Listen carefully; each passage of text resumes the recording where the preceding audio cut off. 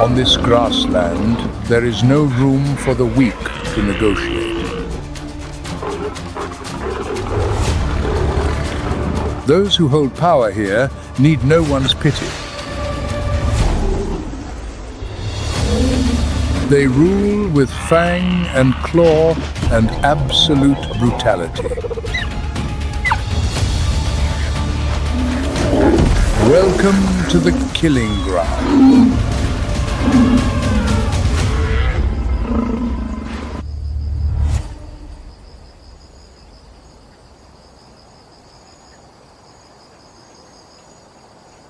Sunlight hammers the Kanga waterhole, pouring liquid fire across the Savannah.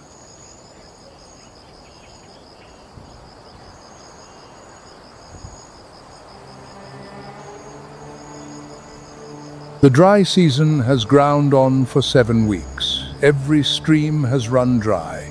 Every marsh is nothing but cracked mud. All life on the plains now converges on a single point.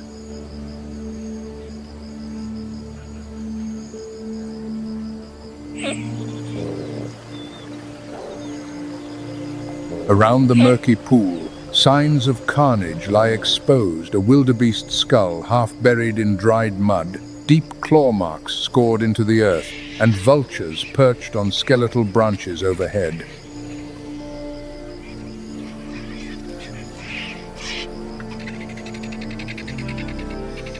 Something reigns here, turning the last source of water into a death trap.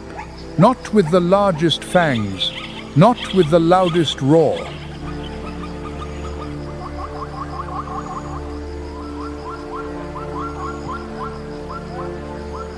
With patience, with strategy, with power passed down through generations, through the bloodline of females.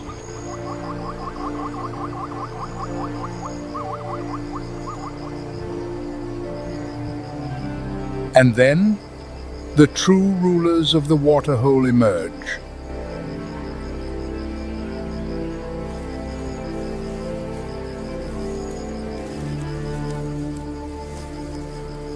Six lionesses stride from the wall of sun-scorched grass, shoulder to shoulder, eyes sweeping the water's edge like queens surveying their domain.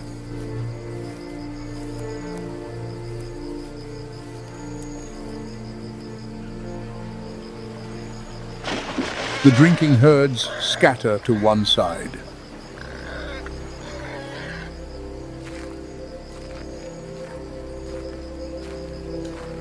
No males accompany them, none are needed.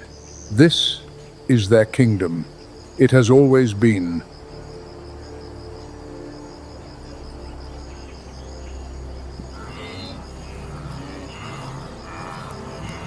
Welcome to Nature's Moments, where we explore the grandest secrets of the natural world.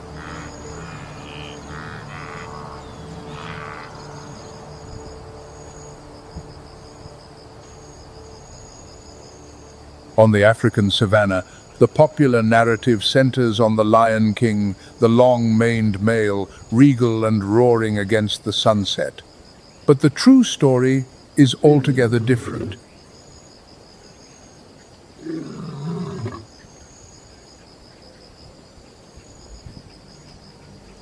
Real power on the savannah does not roar.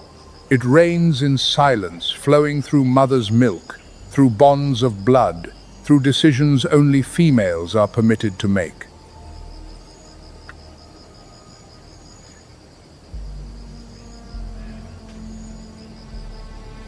Who truly holds dominion on these plains, and what is the biological price of that power?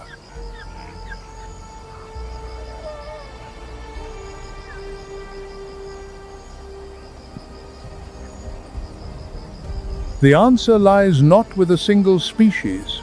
It stretches from Kenya's grasslands to the Ethiopian highlands, from fang and claw to the nursing breast, from the roar to the sneeze.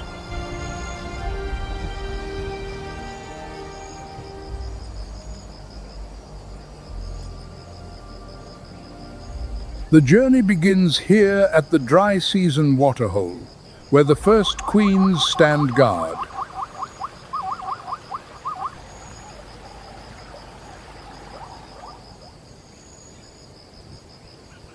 In the world of lions, there is a truth seldom told.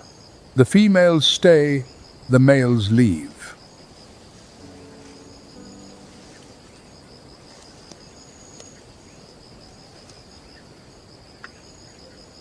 A lion pride is built upon the backbone of its females.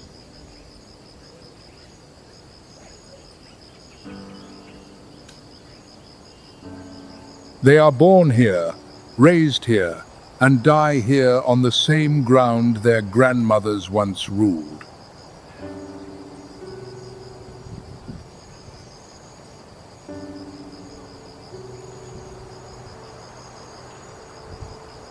Males face a different fate.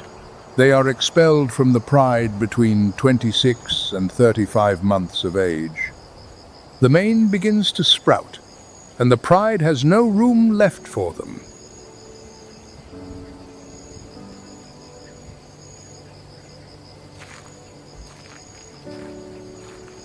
The exiled males wander the savannah, searching for a new pride to challenge.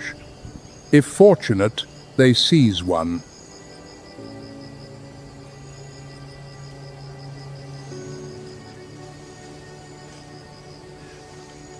If not, they drift alone, and on the savannah, isolation is a death sentence.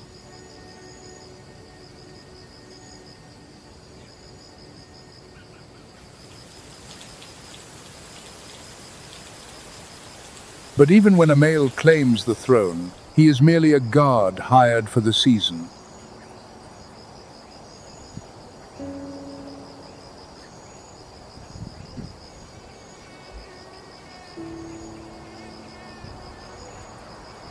His average reign is pitifully short. A younger, more aggressive rival will come, and when he does, the old male is driven out or killed.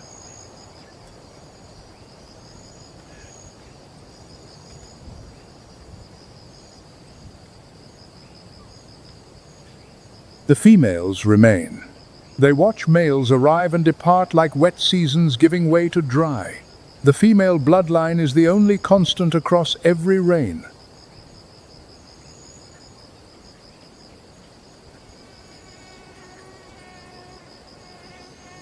Males may dominate through brute force, but it is the lionesses who sustain the life of the entire dynasty.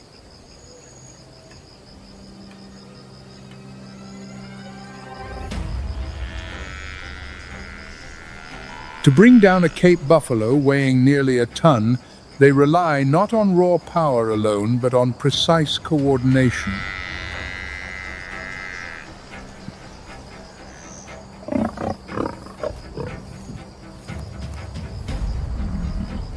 And when the moment strikes, the group launches as one, toppling the prey and crushing its resistance.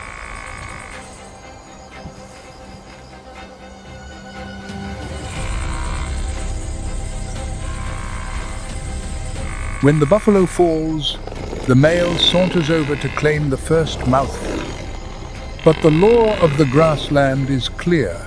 Without the huntress's invisible tactics, the so-called king would starve.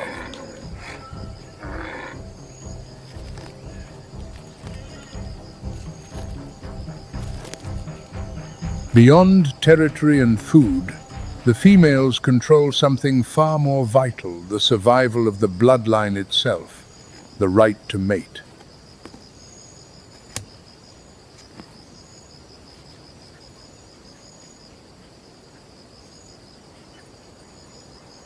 To ensure successful ovulation, they drive the male to mate dozens of times in a single day.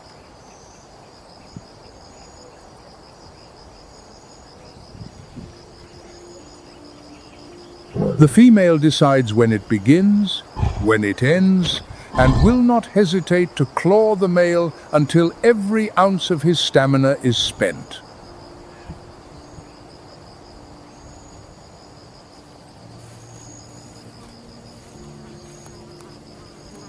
Any male found wanting is cast out without delay.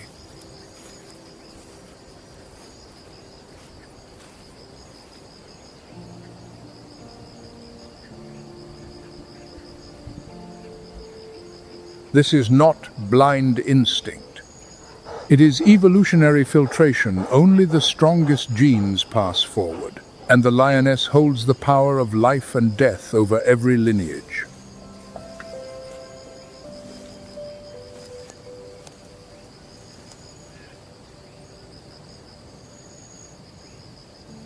And when the cubs arrive, a singular system springs to life, the communal nursery.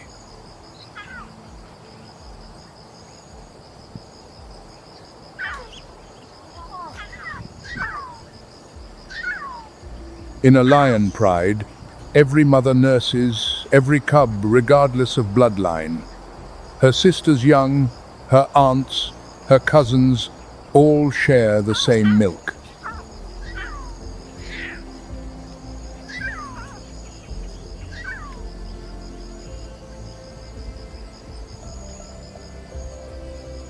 This creche ensures that if a mother is killed during a hunt, her cubs survive on milk from the aunts within the pride. No cub is abandoned. The bloodline never breaks.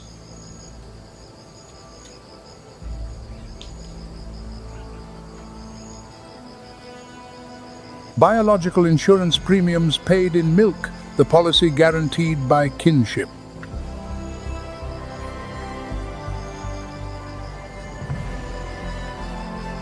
Researchers have witnessed it firsthand. When lionesses collectively shun a male refusing to mate, to hunt alongside him, to share the kill, he has no choice but to leave. No fight, no bloodshed.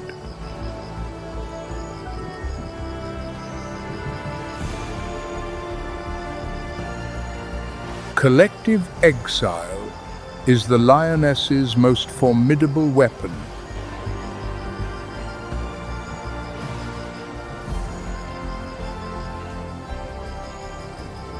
But lions are not the only species where females command the savannah. A wholly different model operates hundreds of miles away, where the Mara River churns brown with the rains.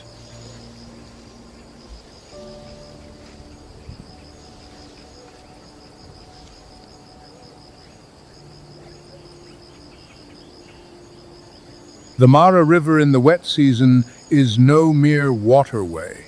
It is a wall thick with silt, churning with hidden currents, and Nile crocodiles over 4 meters long lying in wait on the riverbed.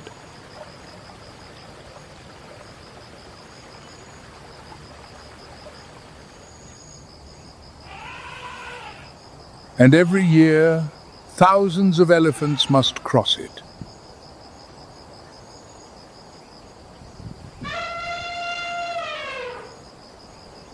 At the riverbank, the herd halts. 20, 30 individuals line up in silence along the water's edge. Not from fear, but because they are waiting for a decision from a single individual.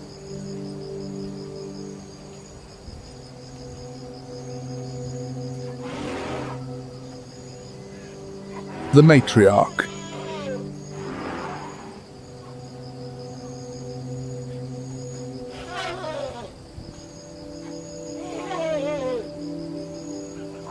Weighing nearly 6,000 kilograms, she carries what no other member possesses: 50 years of memory encoded within the largest brain of any land animal on Earth.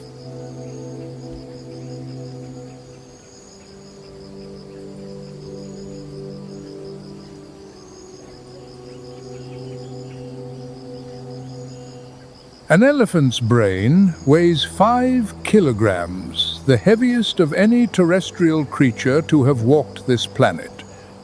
Much of that mass concentrates in the hippocampus, the seat of long-term memory.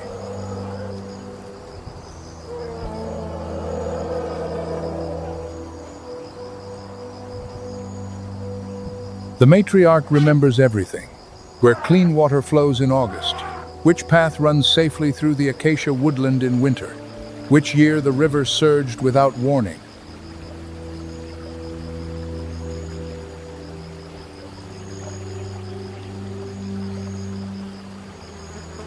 And above all, which crossing point on the Mara will not cost her a calf?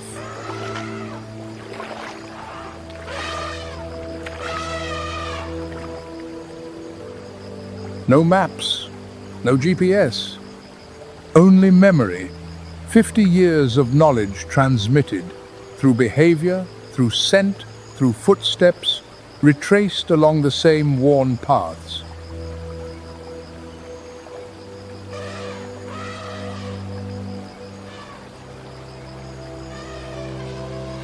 An elephant's feet detect vibrations carried through the ground from the footfalls of herds miles distant, from underground currents beneath the mud, from waves striking the rocky banks.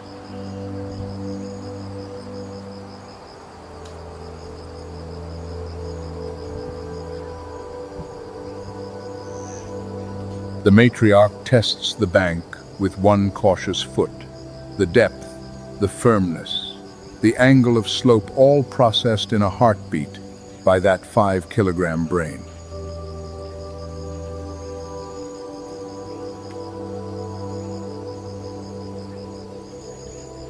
Then she decides, not here, half a mile further upstream.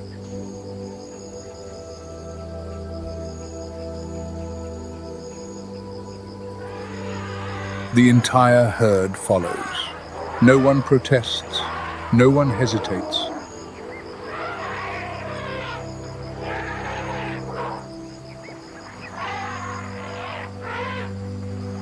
Because she has never been wrong. Half a century of experience has proven that, measured in the survival of every member of her family,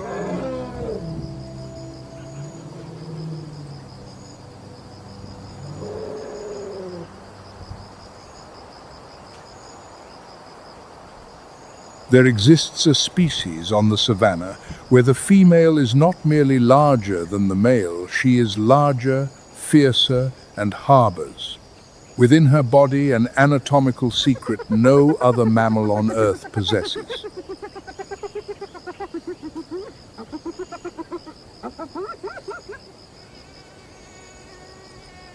The spotted hyena.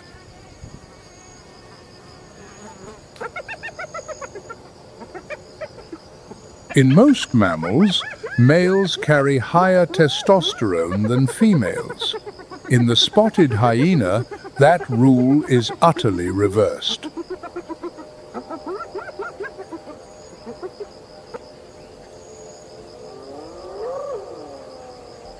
Female spotted hyenas are flooded with androgens, male sex hormones. The testosterone in their blood runs so high that their bodies develop in ways ordinary biology would never permit.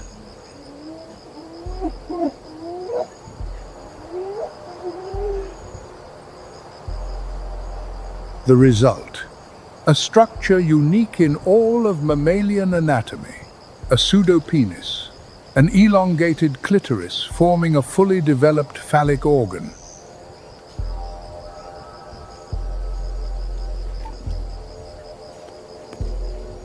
The female mates through the pseudopenis, urinates through the pseudopenis, and gives birth also through the pseudopenis.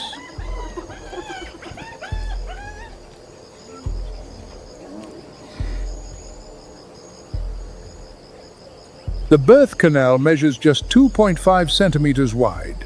A newborn averaging 1.5 kilograms must squeeze through that channel to enter the world.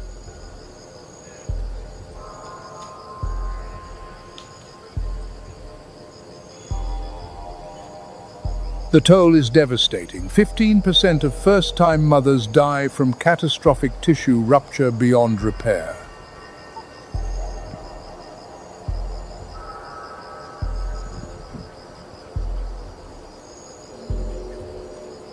60% of firstborn cubs perish, suffocated inside that impossibly narrow passage before ever glimpsing sunlight.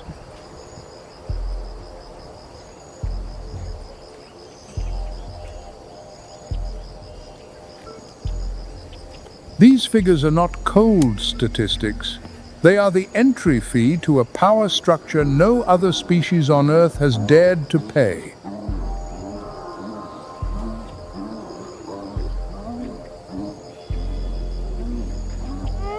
Every act of reproduction, in other words, is a deliberate choice made by the female. Every gene entering the next generation passes only with her consent.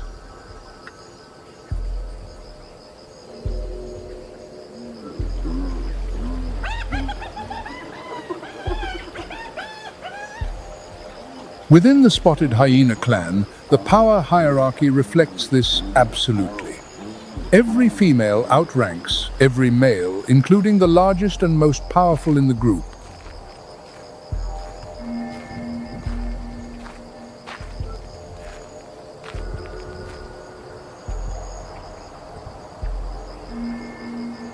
Males must defer even to female cubs.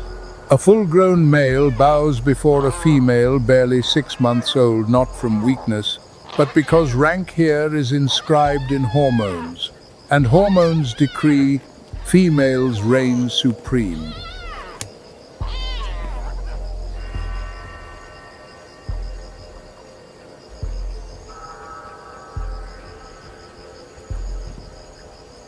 The lioness rules through blood, the elephant matriarch through memory, the spotted hyena female through her own body, carved in pain no other species must endure.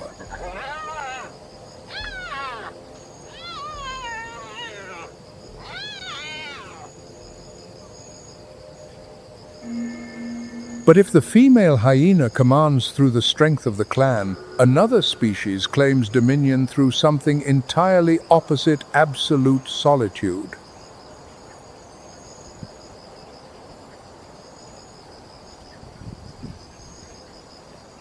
No pack, no allies, no one to share the burden. She hunts alone, raises her young alone, defends them alone.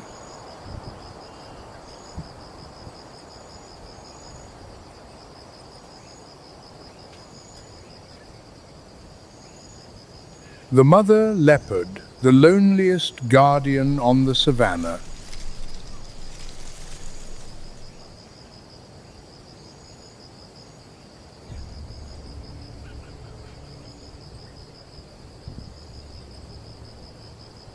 As night descends, a mother leopard slips from her rocky den, dissolving into darkness like a drop of ink in black water.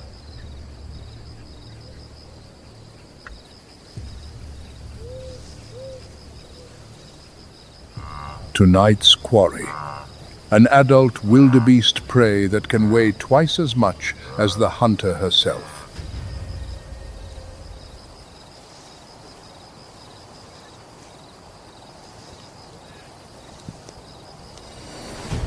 She presses her belly to the earth, advancing step by silent step through the dry grass until only a few meters remain.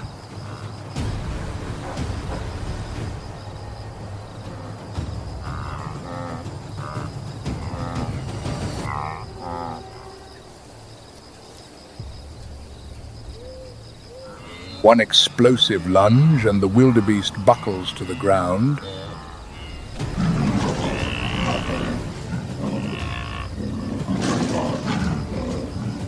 But making the kill is only half the battle. Her first task is not to eat, but to drag the carcass up into a tree.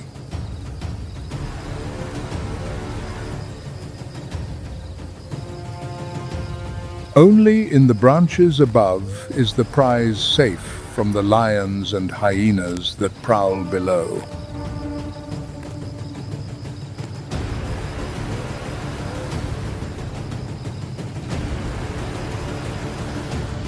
Not every night brings success. Sometimes she returns empty-handed, Sometimes she makes a kill only to lose it to hyenas before she can hoist it skyward.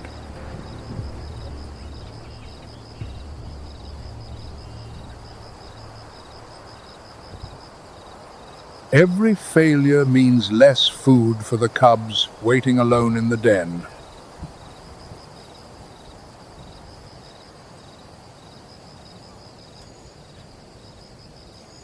Across the open grasslands, devoid of shade or shelter, another predator survives by a wholly different kind of power. No territory, no pride, nothing but speed.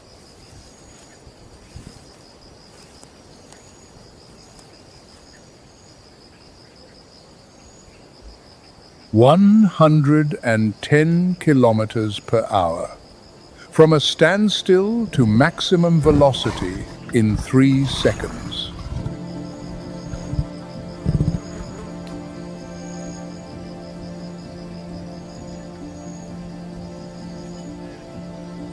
The cheetah's body is a masterpiece, forged by 40 million years of evolution. Every spinal curve, every elastic muscle fiber, every semi-retractable claw, engineered for one singular purpose: speed.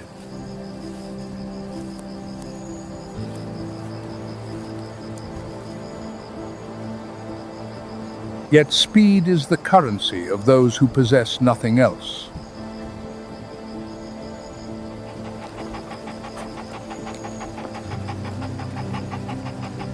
The female cheetah holds no fixed territory, no pride, no allies.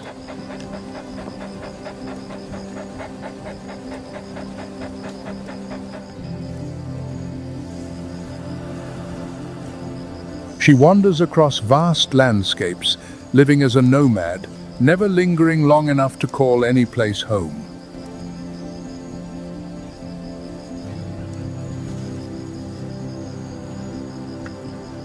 And that, paradoxically, is her power.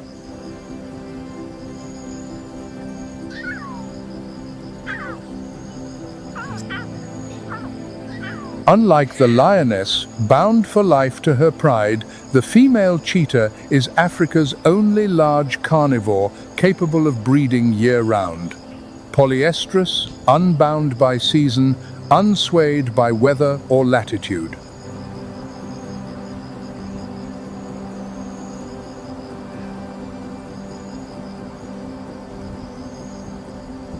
When she enters oestrus, the female cheetah broadcasts her readiness through scent markers in her urine, drawing male coalitions from miles away.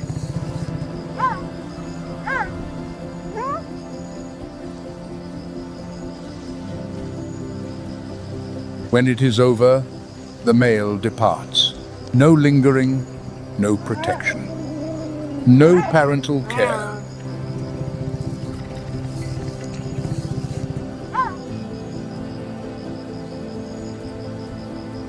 And the cheetah mother begins the loneliest existence among all carnivores, raising cubs alone, surrounded by enemies 3 times her strength and 5 times her weight.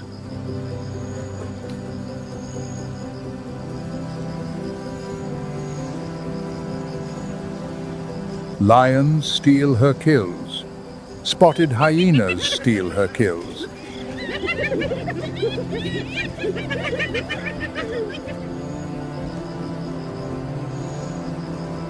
On the Savannah, speed does not always determine the outcome. A cheetah can outrun any prey, but she cannot defy the brutal arithmetic of numbers.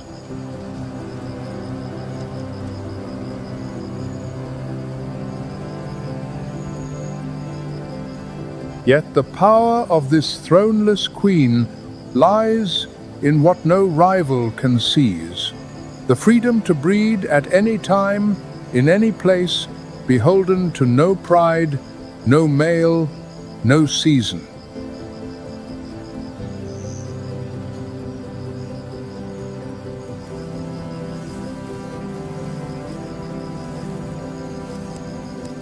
Absolute freedom paid for with absolute solitude.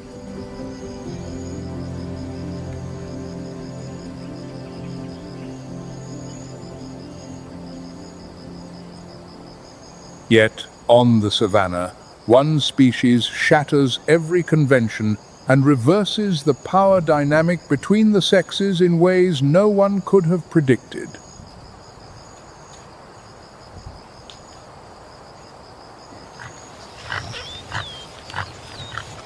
The Topi.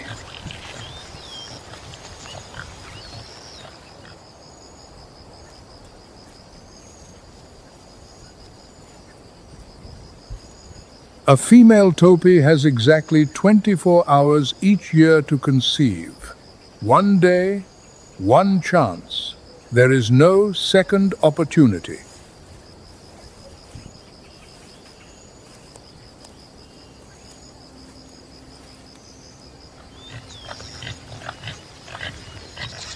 That biological pressure creates a spectacle Charles Darwin himself might have struggled to believe had he witnessed it on the grasslands of Kenya.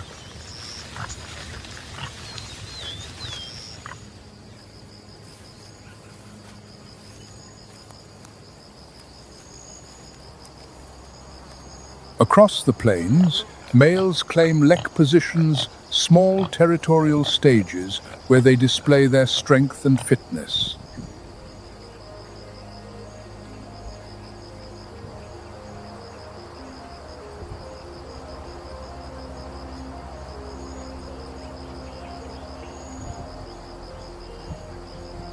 But among Topi, it is the females who compete.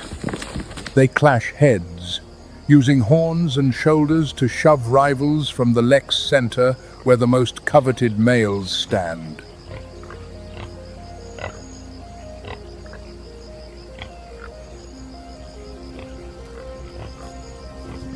Within those fleeting 24 hours, each female may mate multiple times with different males, a strategy that maximizes genetic diversity for the next generation.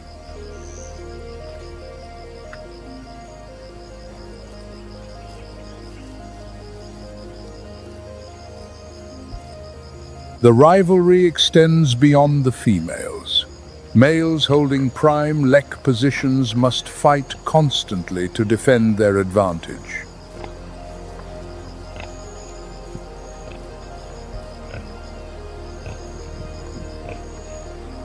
The moment a female drifts toward a neighboring territory, the chance to breed may pass to a rival.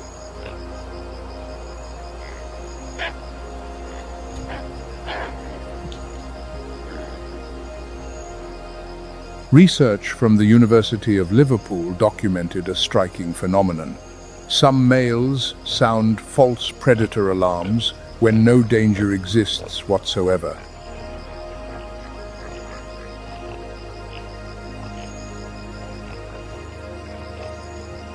The purpose is not to protect the herd. The false alarm makes females pause, grow vigilant, and delay their departure. Even a few extra minutes can tip the balance in the breeding contest.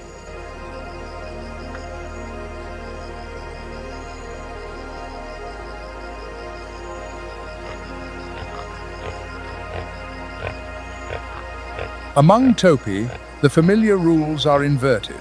Females compete for access to the most desirable males, while males employ every tactic to hold their ground against surrounding challenges.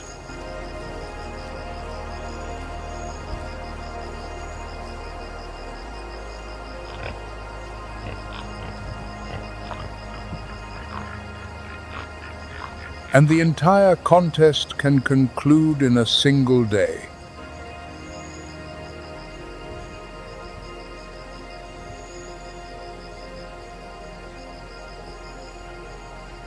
Which species do you believe truly holds the greatest power on the Savannah?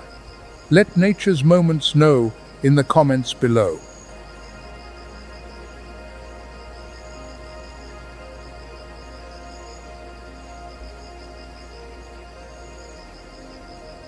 From physical might to biological strategy, from solitude to sisterhood, every dimension of female power has now revealed itself.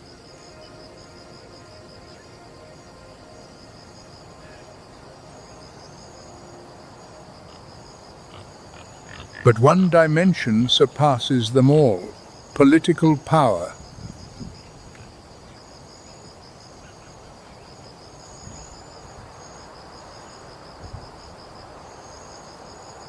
It begins on the Savannah, where a predator governs its society through the most unexpected instrument imaginable: a sneeze.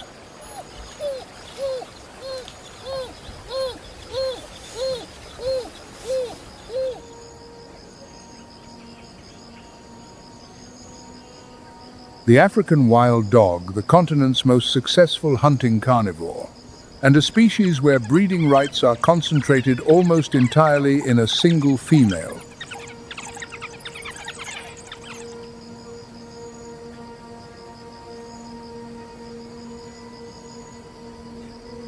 The alpha female, the dominant matriarch.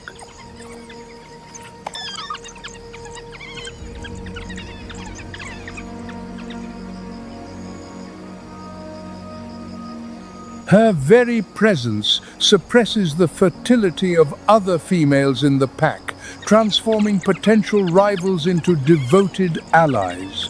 The result? The entire pack, 10, 15, sometimes 20 individuals rallies to raise one single litter.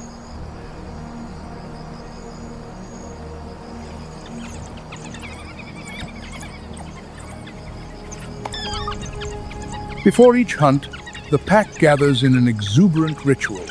They wag their tails, lick each other's muzzles, leap and bound, and fill the air with excited vocalizations.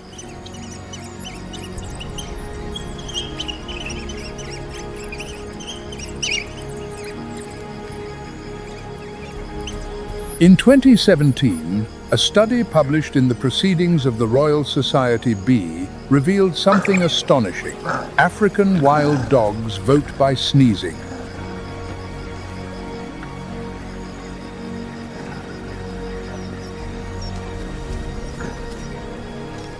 Each sneeze signals support for the hunt. Once the tally reaches a threshold, the entire pack moves out.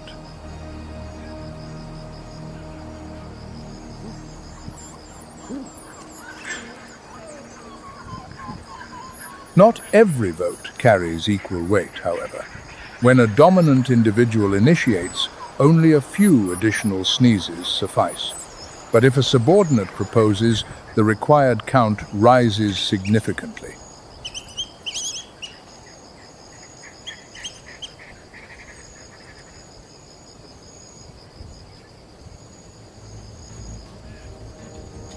A democracy, yet the influence of the ruling elite still holds sway.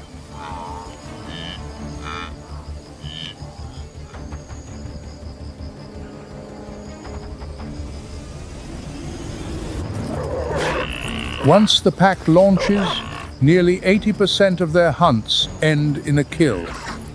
They prevail not through brute force, but through coordination and endurance.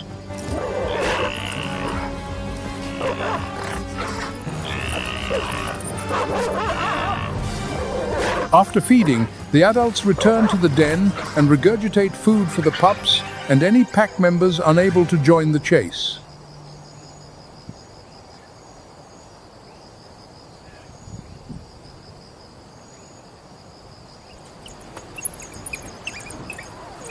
Some individuals run dozens of kilometers on a full stomach solely to carry nourishment back to those waiting.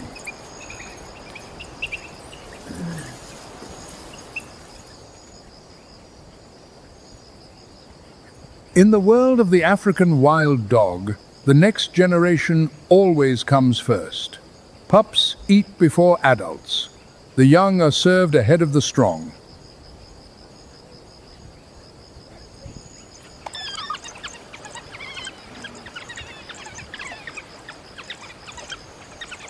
This is the secret behind the wild dog's success. Not the survival of the fittest individual, but the survival of the collective.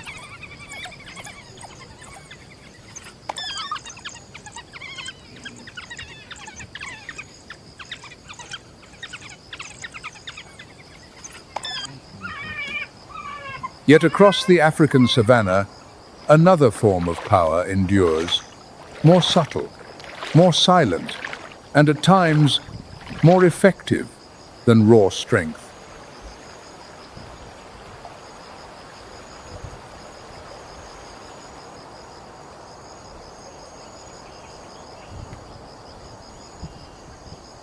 "3,000 meters above sea level, the Ethiopian highlands. Wind cuts through skin, mist crawls across cliff faces, and night temperatures can plunge toward freezing.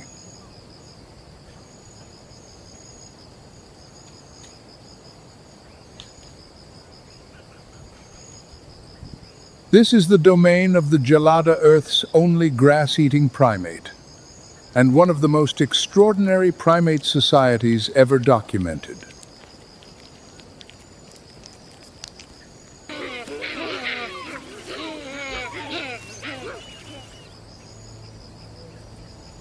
From a distance, a Gelada band appears to be ruled by the male.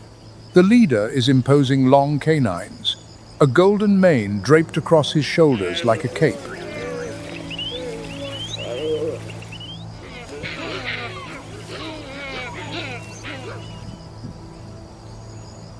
But physical dominance is only part of the story.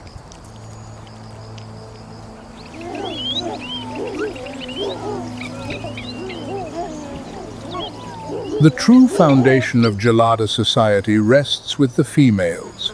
They bond through maternal kinship, grandmothers, mothers, daughters, and granddaughters, forging alliances that endure a lifetime.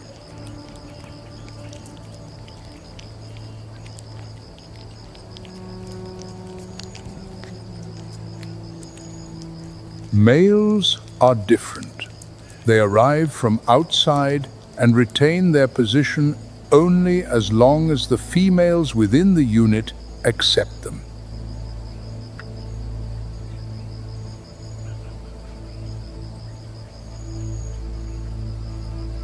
On the chest of every Gelada sits a hairless patch of crimson skin shaped roughly like a heart.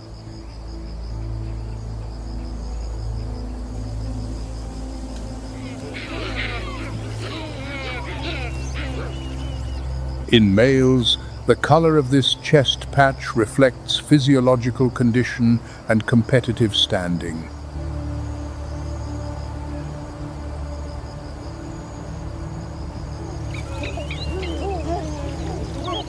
A healthy male displays a vivid, striking crimson.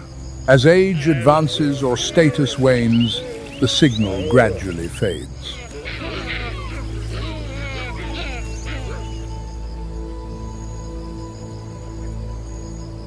And the females notice.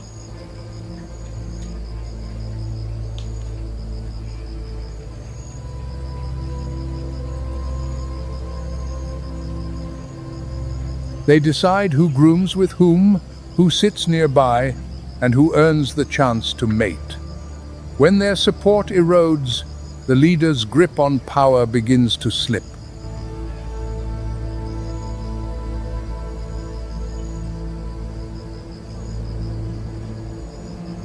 Then, one day, a challenger appears, younger, stronger, burning with ambition.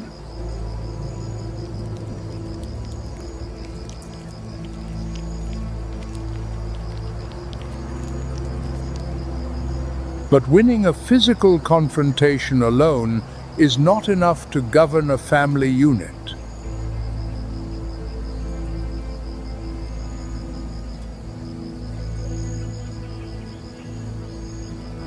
The new male must still cultivate bonds with each female individually through social interactions that unfold over days or even weeks.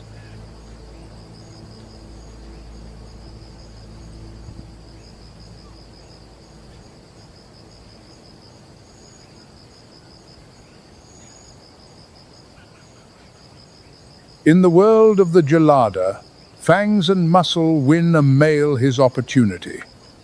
But it is the female's web of alliances that determines how long that power endures.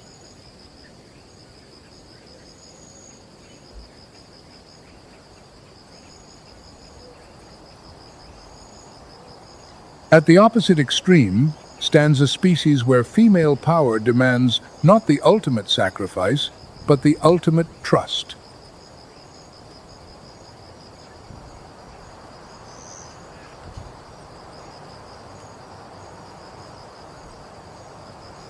The bat-eared fox, a diminutive fox bearing oversized ears so enormous they resemble satellite dishes sprouting from a small cat's head.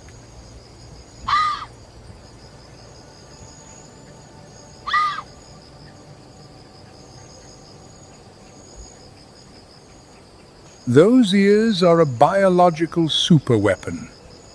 They detect sounds.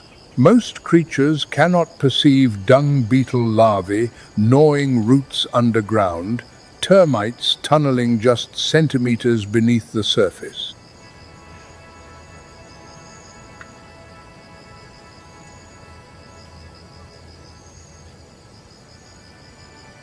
The female bat-eared fox is the family's primary hunter queen of the insect realm.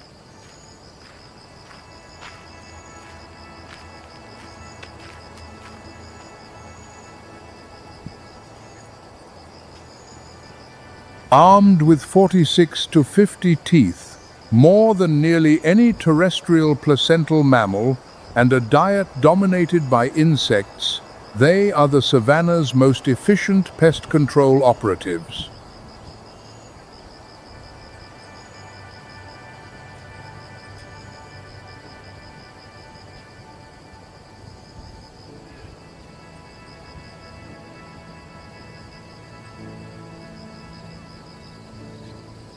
Each night, those ears sweep the ground like living radar, pinpointing prey by sound alone.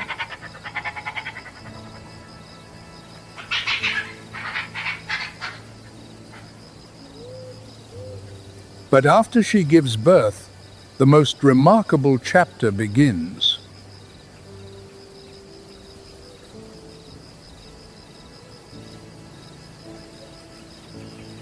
The female continues to leave the den to hunt, rebuilding her body and replenishing the energy reserves that pregnancy drained.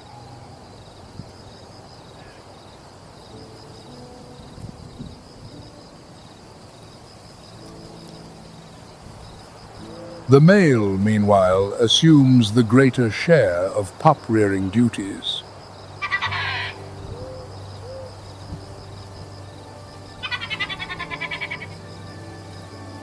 Not as an assistant, not as an occasional helper.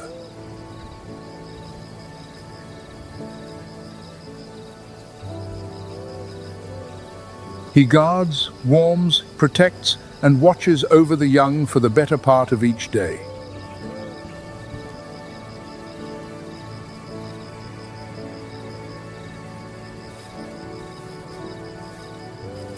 While the female hunts for the entire family, the male becomes the devoted caretaker of the next generation.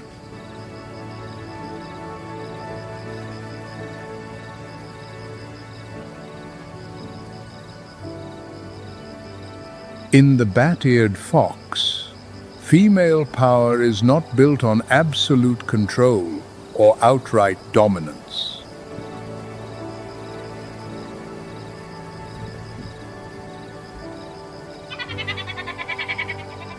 It is built on trust.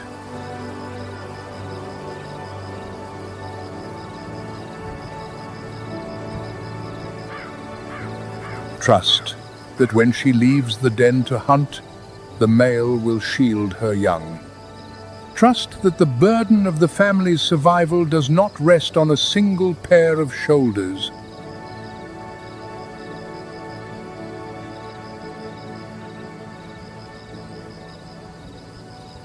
Shared responsibility, shared burden, shared survival.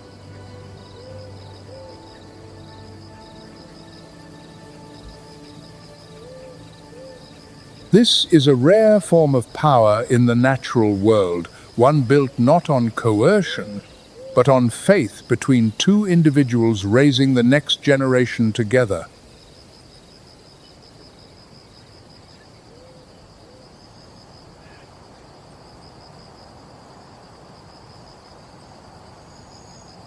Every system in nature depends on individuals who serve as living connectors.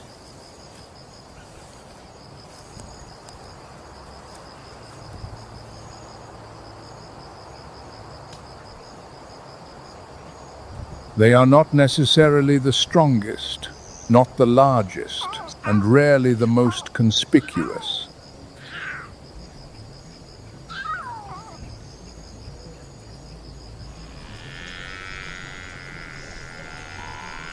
Yet they are the repositories of experience, of social bonds, of behaviors accumulated across years of survival.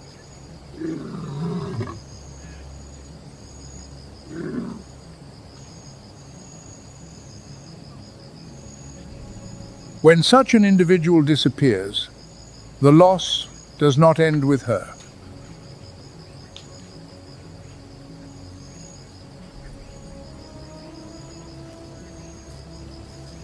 Bonds fracture.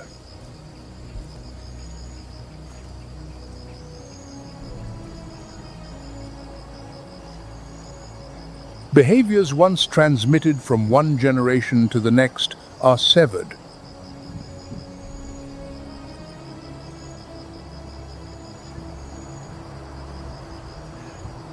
Decisions that once guided an entire group's survival find no successor.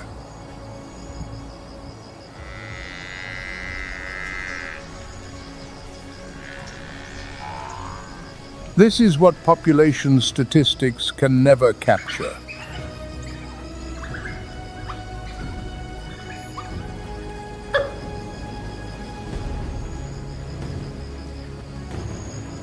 A population may still exist on paper, yet the social architecture that held it together may have been crumbling for years.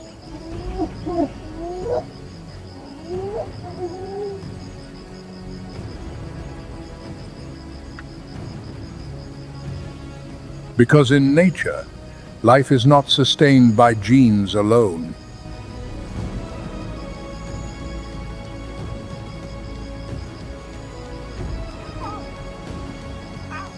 It is sustained by memory, by hard-won experience, by cooperation, by relationships that evolution spent millions of years building.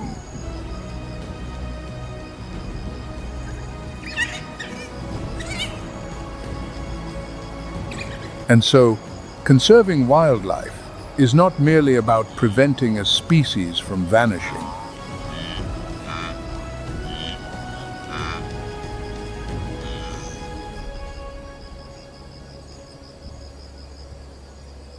It is about safeguarding the invisible systems that keep the entire natural world in motion.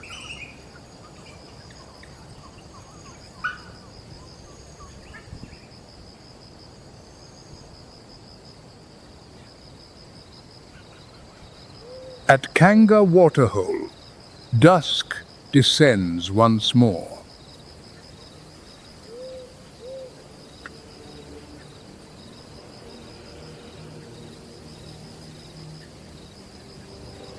The lionesses remain lying close together, eyes half shut, ears still pivoting to capture every sound within a radius of hundreds of meters.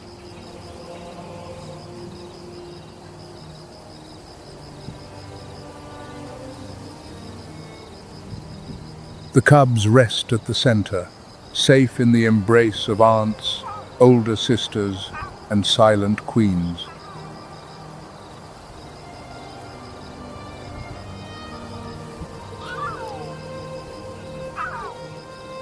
No roar, no spectacle, only presence steadfast, unchanging, and more enduring than any male dynasty that has ever ruled this savanna.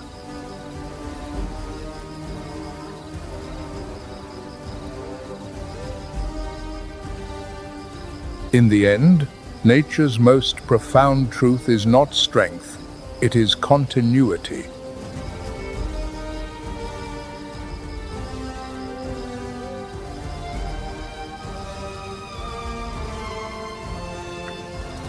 In a world where everything can vanish overnight, life continues to pass from one generation to the next.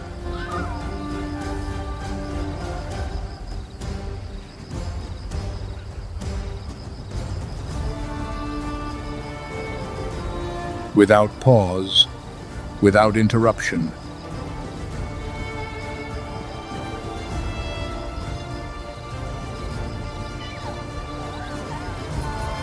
And it is that continuity, that invisible foundation, which has held the savannah together through millions of years of upheaval on this ever-changing earth.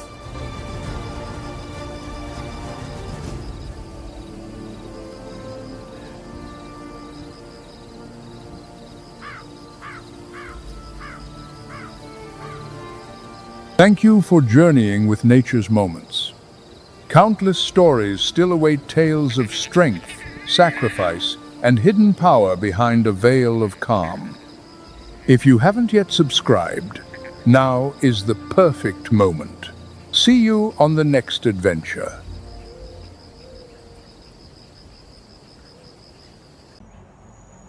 A roar tears through the dawn across the savannah.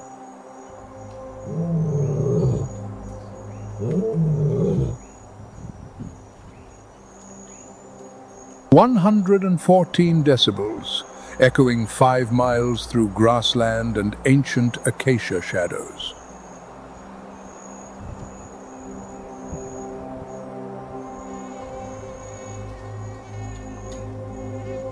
And the planet takes note. This is the oldest sovereignty claim on Earth.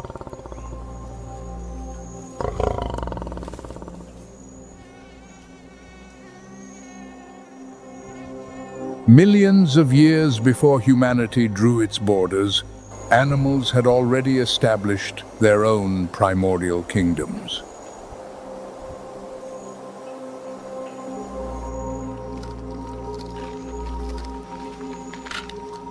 They guide the rhythm of existence by the laws of nature, beyond any lines on maps or notions of nations.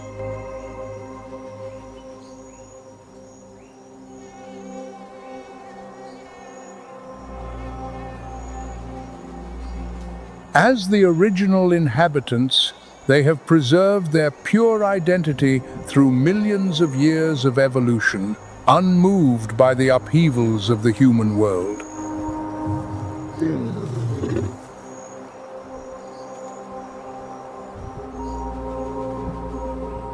On every continent, these creatures have transcended biological definition to become legends, living souls that represent each territory and each era.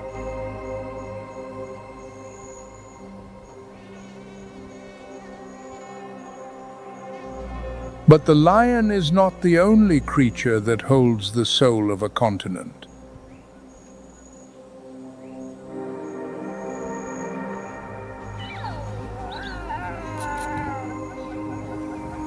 6 worlds, 18 symbols, 1 remarkable voyage.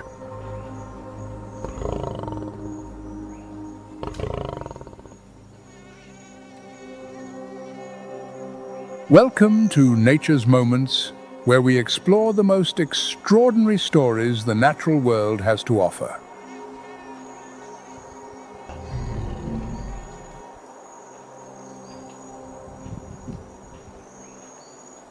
This journey across 6 worlds is, in truth, the most singular portrait of wild life and the final mirror reflecting humanity's most primal nature.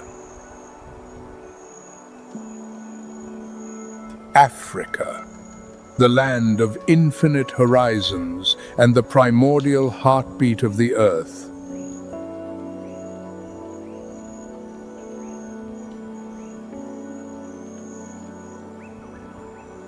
Here, the Great Rift Valley carves geological scars millions of years old, creating a grand stage for life to flourish in radiant abundance.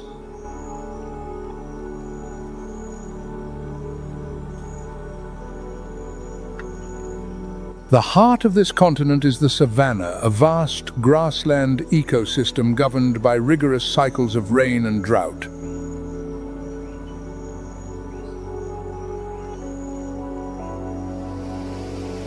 Harmony here depends on the ceaseless circulation of water.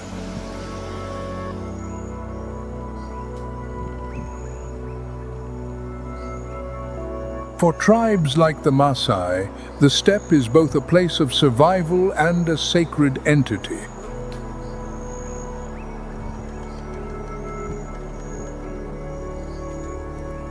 Amid that space, the lion emerges as the supreme symbol of power, crowned the king of the Savannah.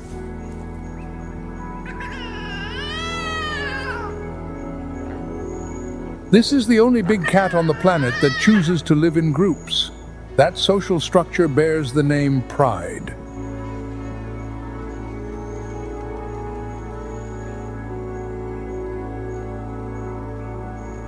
The bonds within the pride forge a network of mutual support that is astonishingly effective amid harsh conditions.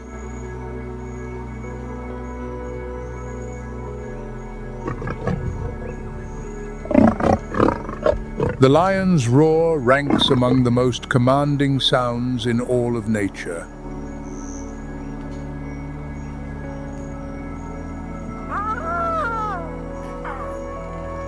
Most mammals possess triangular vocal folds, yet species within the genus Panthera have flat, square-shaped vocal folds.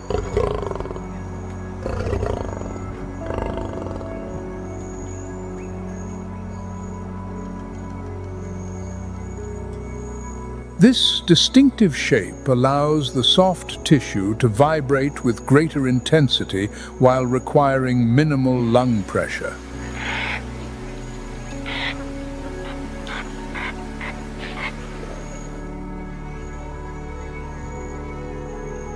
The result? A lion produces thunderous sound while expending remarkably little energy.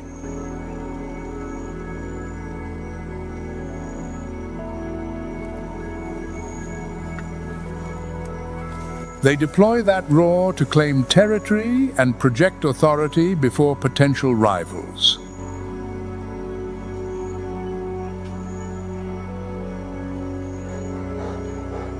Observe the mane of these leaders, the emblem of noble beauty.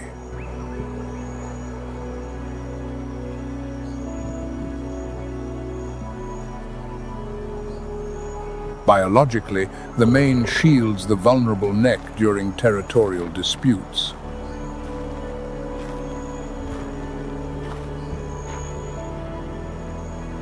Its shade and length serve as indicators of health to attract mates.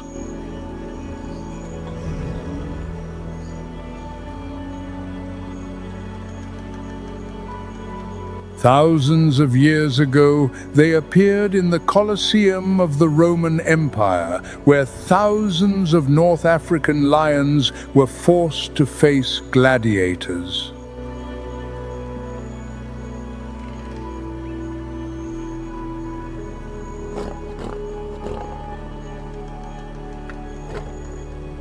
In Maasai culture, confronting a lion was once the ultimate test of a warrior.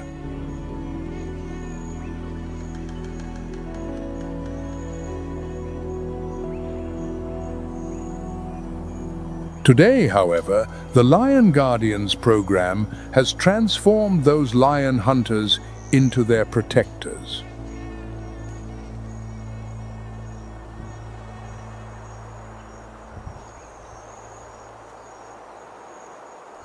Beneath the baobab canopy, the lion has just passed. Another towering presence emerges slowly.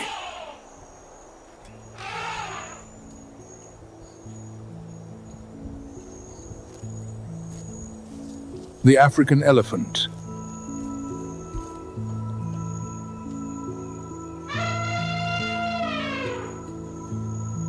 The largest land mammal on Earth, and a symbol of intelligence across the boundless savanna.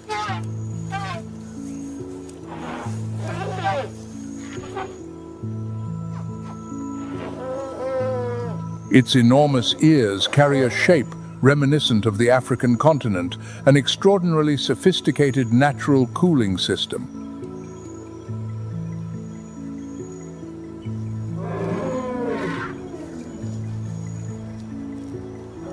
Blood flowing through the dense network of vessels in the ears is cooled as the elephant fans them continuously.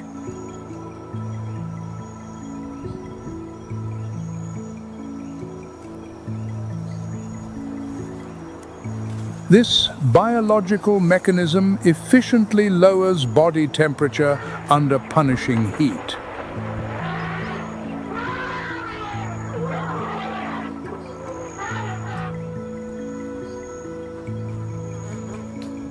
Yet the trunk remains the most versatile and vital appendage.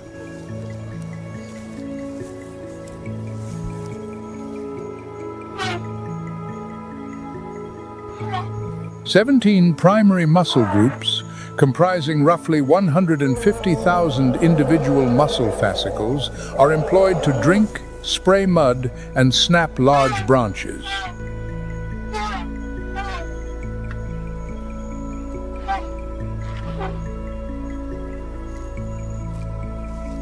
It can pick up a single bean or lift objects weighing up to 600 pounds with equal precision.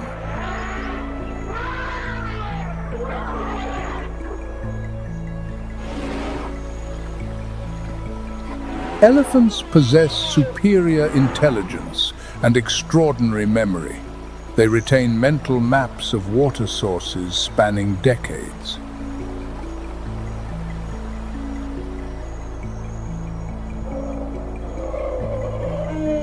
The emotional depth of these animals is so profound that when one dies, the herd pauses to touch the remains of the departed with their trunks in a quiet ceremony of mourning.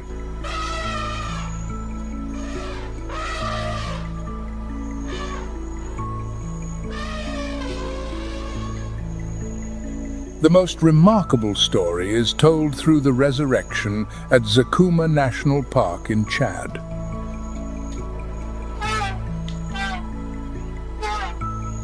In the early 2000s, poaching drove the local elephant population to the brink of extinction, reducing their numbers by more than 90%.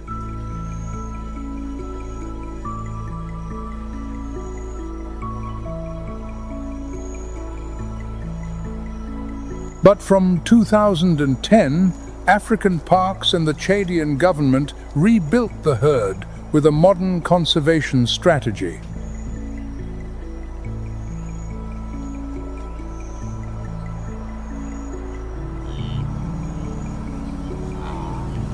Satellite collars and a dedicated ranger force helped monitor and eliminate poaching entirely.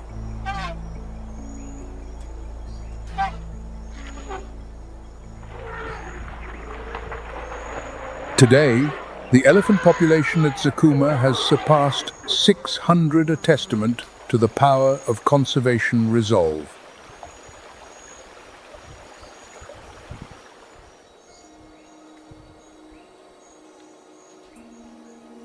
Alongside that towering form, another slender silhouette rises proudly against the horizon.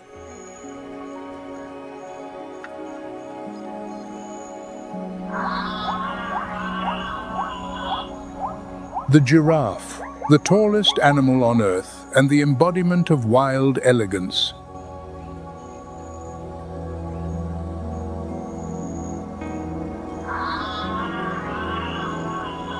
Each individual bears a unique coat pattern, functioning as a fingerprint for identification.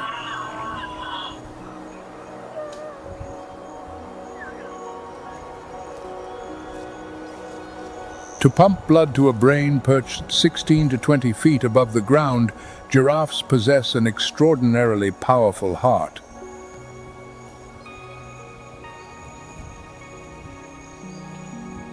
Weighing approximately 25 pounds, it generates blood pressure roughly double that of a human, enough to conquer gravity.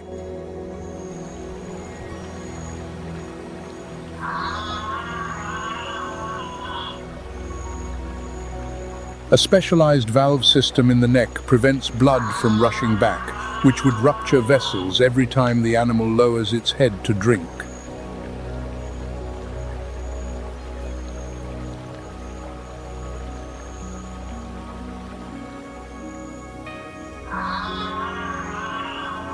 Bird food is acacia, leaves a tree armed with long, sharp thorns.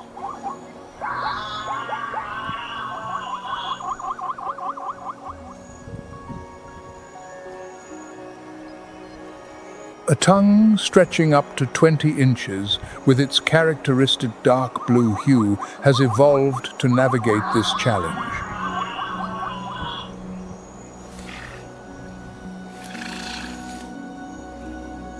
That coloring is rich in melanin, protecting the tongue from sunburn during prolonged outdoor feeding.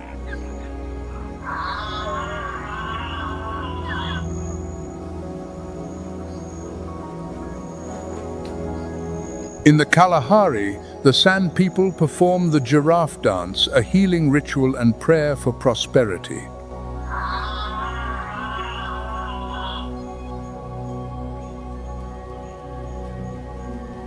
They believe the giraffe channels supernatural energy from the sky.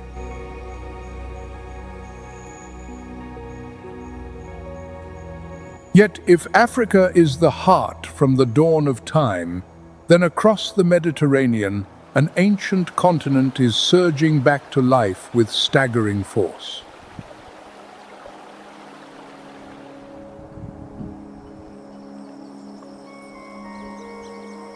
Where the Carpathian Mountains stand sentinel, the domain of a legendary hunter reveals itself.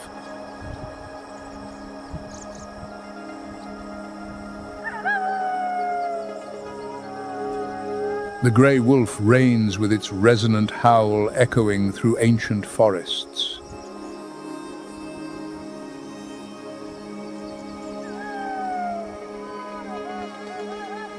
This wolf species is renowned for a pack structure that is remarkably tight-knit and sophisticated.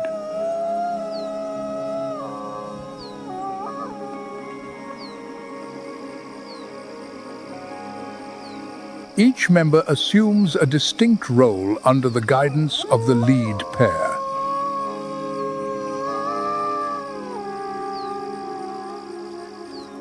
They govern with experience and determination to safeguard the survival of the entire family.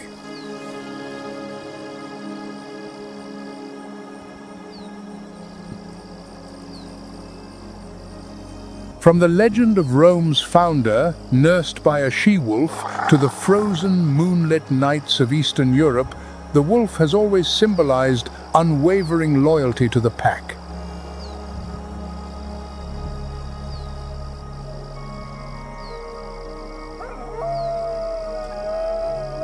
In temperate forests, the grey wolf is a master of coordinated hunting tactics.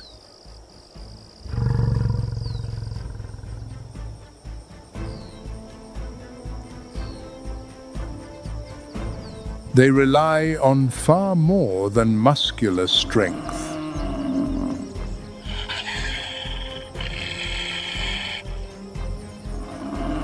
A pack can pursue a target with tireless persistence over a distance exceeding 12 miles.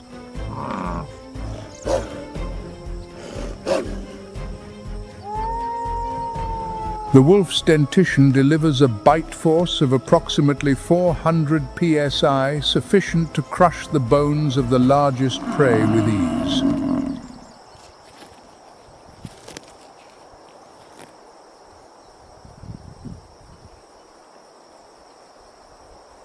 In early 2026, the European Commission recorded a stable recovery of the continent's wolf population, exceeding 20,000 individuals.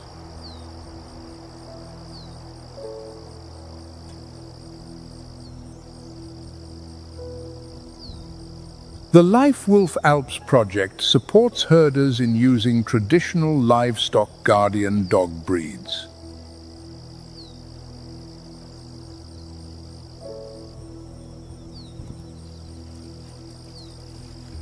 The image of the grey wolf beneath moonlight will endure forever as the emblem of courage and the tenacious wild spirit of Europe.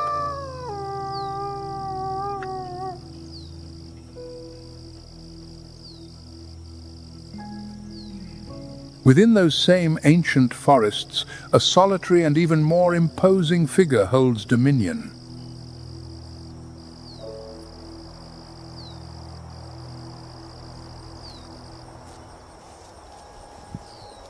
The brown bear, the quiet sovereign of the dense woodlands.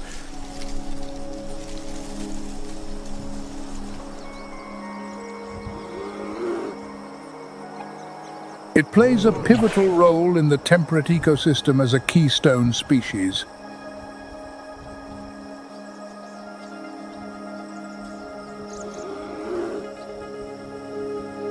With colossal muscle mass across its shoulders and long claws, the brown bear is a masterful excavator.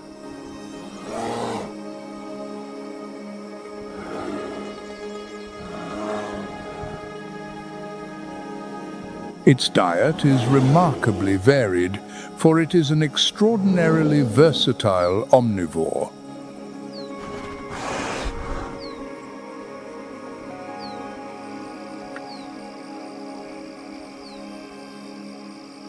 Yet the most striking feature is its deep winter dormancy.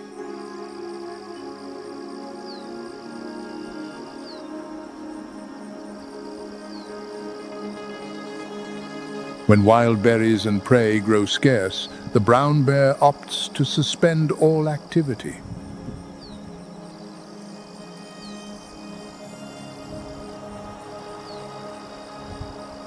Its metabolic rate drops to the barest minimum.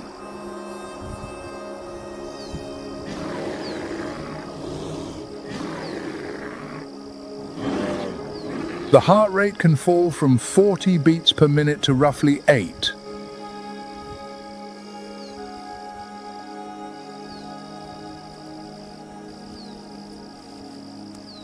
The body consumes fat reserves accumulated through summer and autumn to maintain only the most essential function.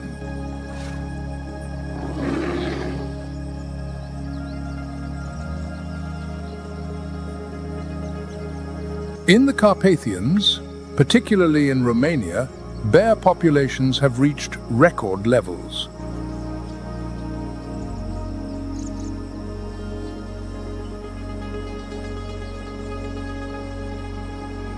However, expanding human settlements have led to increasingly complex interactions.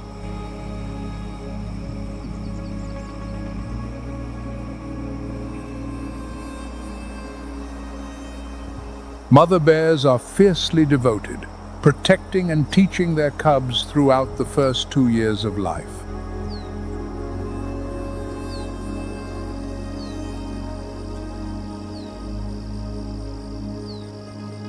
The image of the brown bear sleeping through winter and awakening in spring is a symbol of patience and the power of renewal.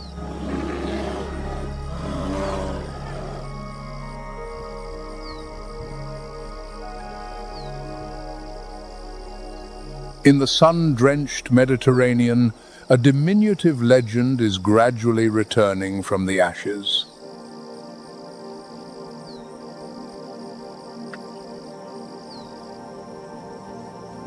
The Iberian lynx, the rarest wild cat on Earth.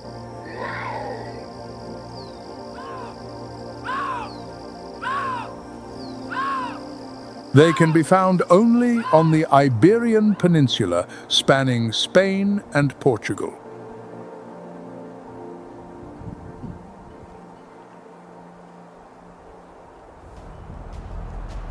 Their identifying features are unmistakable.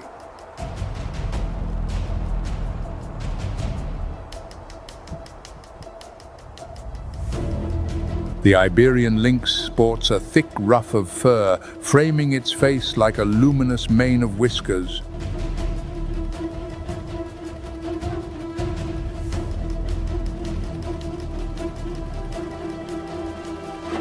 This structure helps the lynx pinpoint prey amid dense scrubland.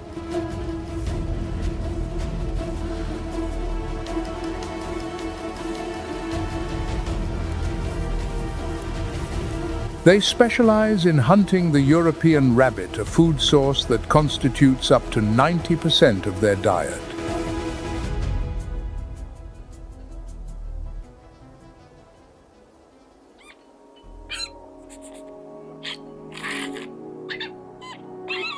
Across the same venerable continent, in the pages of ancient tales, the red fox has always appeared as a figure of cunning wit in the fables of Aesop.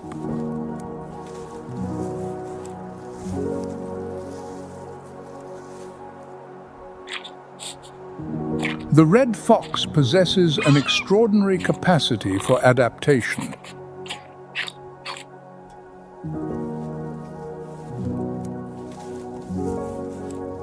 It thrives from dense coniferous forests to bustling modern metropolises like London and Berlin.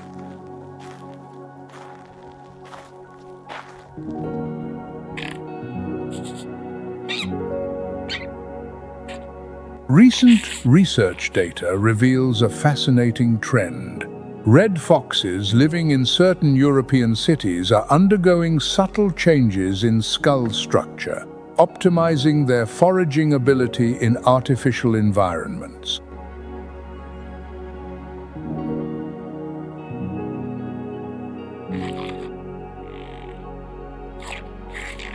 This creature continues to glide silently through gardens and parks, carrying the soul of ancient stories into the rhythm of modern life.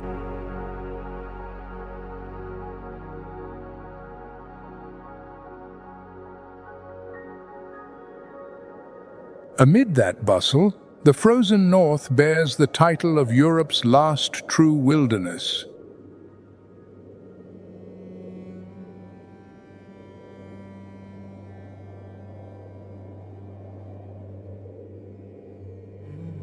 This is the homeland of Father Christmas, where snow blankets the taiga forests of Scandinavia.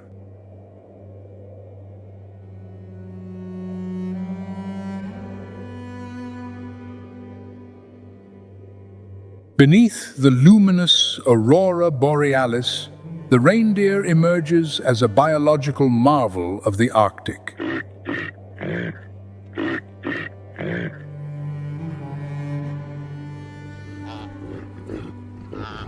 They undertake immense migrations across the tundra, covering distances approaching 2,000 miles each year, among the longest terrestrial journeys in the animal kingdom.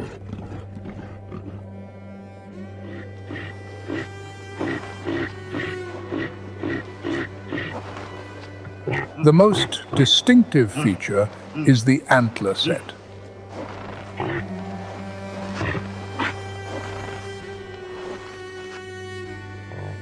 This is the only species in the deer family in which both males and females bear antlers.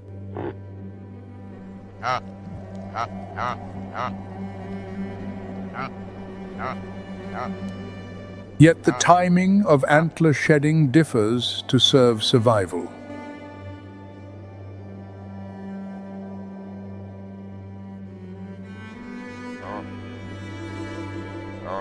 Males lose their antlers after the mating season in early winter. Females retain theirs until spring, when they give birth.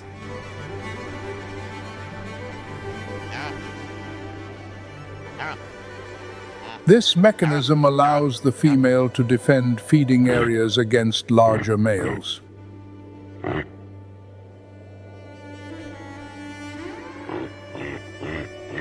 The hooves are a masterwork of engineering.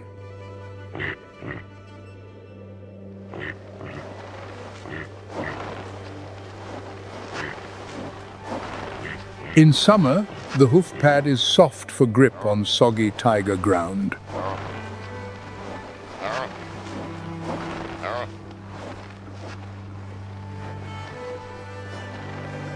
When winter arrives, the pad contracts to expose sharp edges, and the hooves expand to distribute weight like true snowshoes.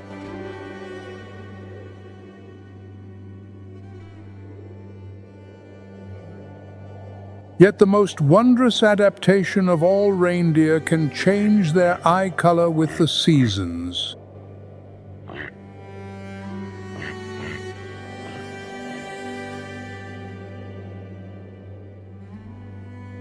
In summer, The tapetum lucidum reflects a golden glow beneath the midnight sun.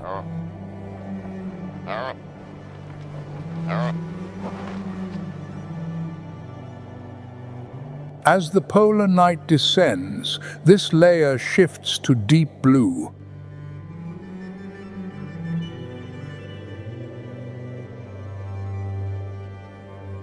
The change heightens sensitivity to blue light and ultraviolet radiation, enabling them to detect threats in near total darkness.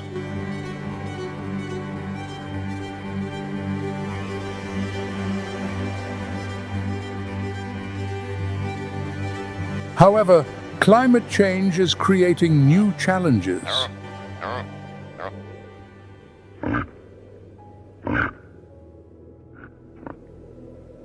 Rain-on-snow events are increasing. Rainwater freezes atop snow to form a rigid ice layer, preventing reindeer from digging through to the lichen beneath.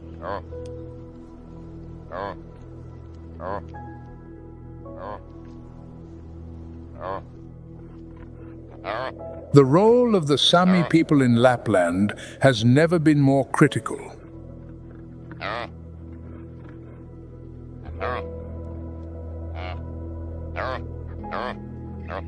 They manage their herds using the traditional cedar system, coupled with modern satellite positioning technology to guide animals to safe grazing areas.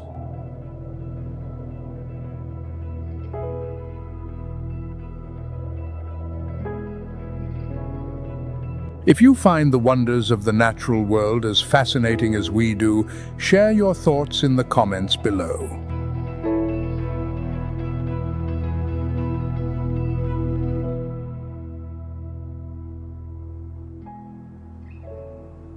And if you cast your gaze toward the sheer cliffs along the North Atlantic coast, you will encounter the Atlantic puffin.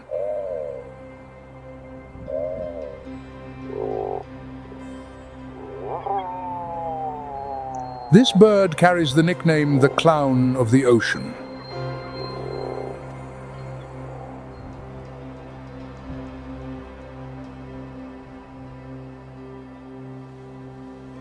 That name originates from its triangular beak, ablaze with vivid color during the breeding season, a masterpiece of adaptive design.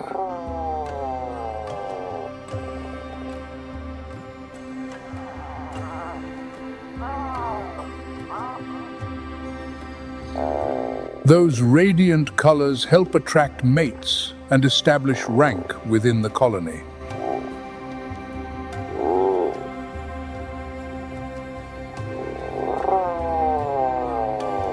When the breeding season ends, the colorful outer plates shed away, revealing a smaller beak in a muted gray tone.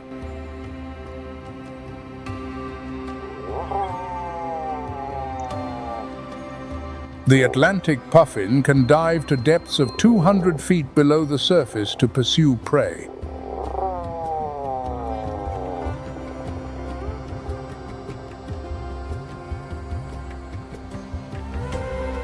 Its wings function as powerful oars underwater.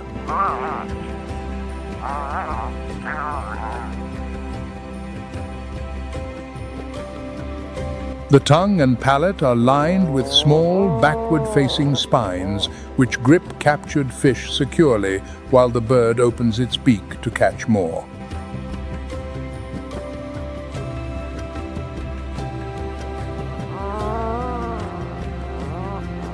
They excavate deep burrows in coastal cliffs to lay eggs and rear their chicks.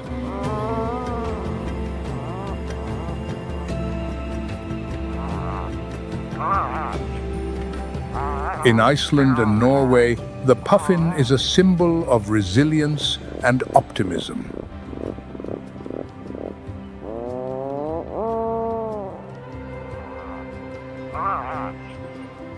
Even when confronting savage maritime storms, they maintain an unyielding spirit.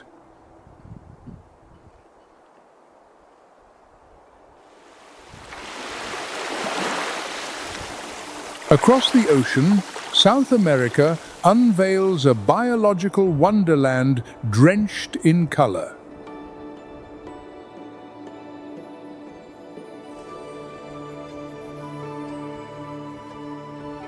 From the abundance of the Amazon rainforest to the snow-capped peaks of the Andes, the ecosystem here is a web of life staggering in its complexity.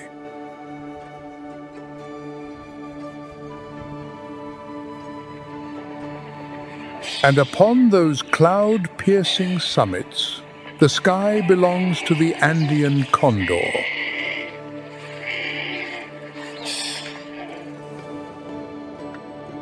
This is the heaviest flying bird on Earth when body size and weight are considered together.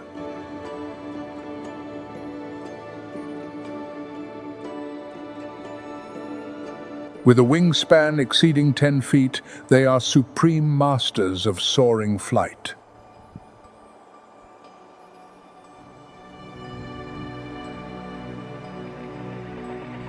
The Andean condor can sustain its aerial journey for hours without a single wing beat.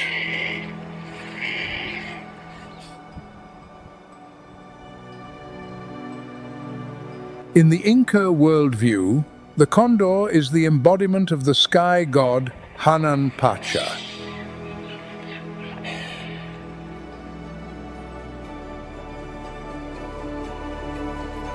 Andean communities believe this sacred bird carries the souls of the departed to paradise.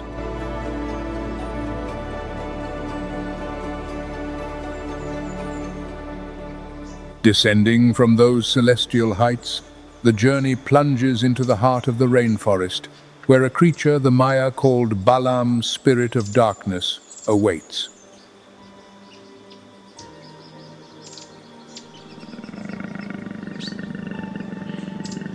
The jaguar, the tireless traveler between light and shadow, between life and the realm beyond.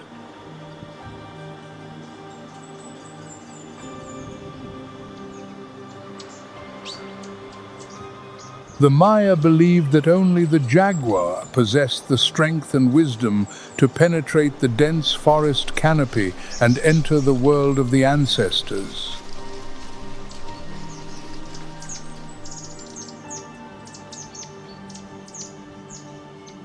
The jaguar's evolutionary journey is an epic tale of migration.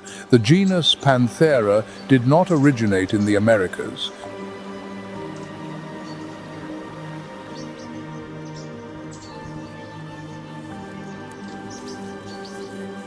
Its ancestors set out from Asia roughly 2 million years ago, crossing the Bering Land Bridge.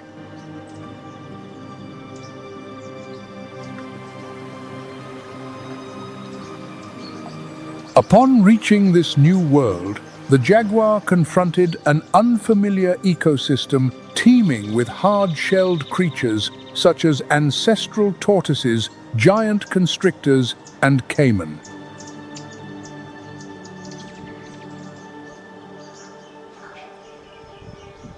It was precisely that survival pressure that drove the evolution of a skull structure unique among the world's felids.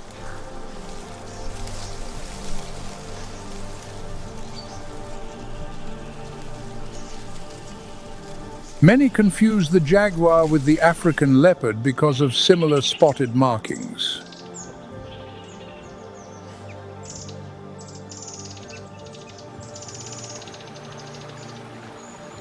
However, the jaguar belongs to the subfamily Pantherinae and shares a closer kinship with the lion.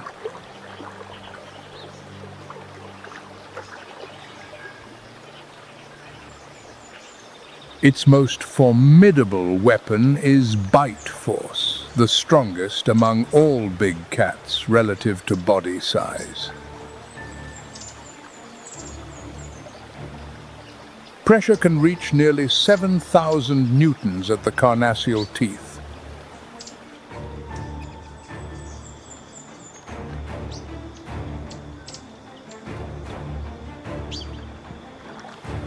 A short, broad skull optimizes the leverage of powerful jaw muscles.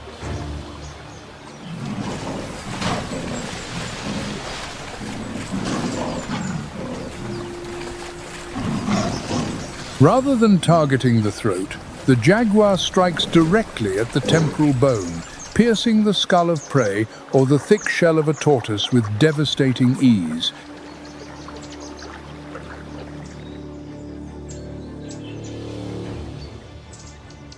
Unlike most cats that avoid water, the jaguar embraces the aquatic environment.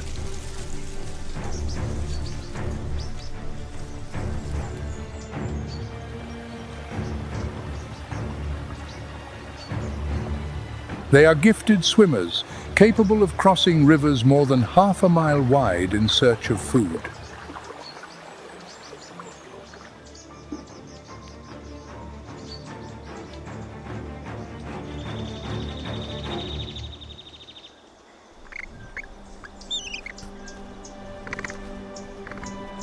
And the capybara, the largest rodent on Earth, is among the jaguar's most frequent targets.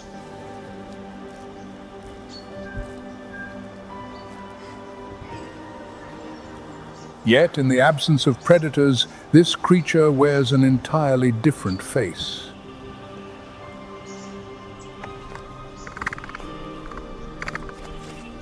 They are beloved as the peace ambassadors of the animal kingdom, thanks to their supremely gentle and sociable temperament.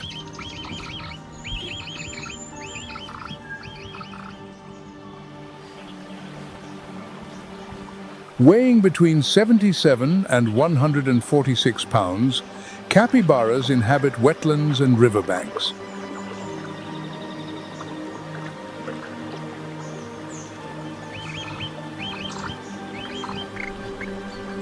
Their partially webbed feet enable swift swimming and deep dives when danger threatens.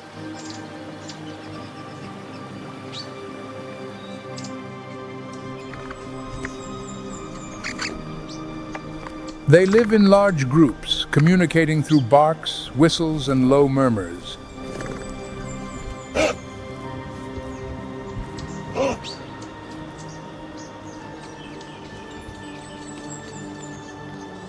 Capybaras even permit other species, from birds to monkeys, to perch upon their backs.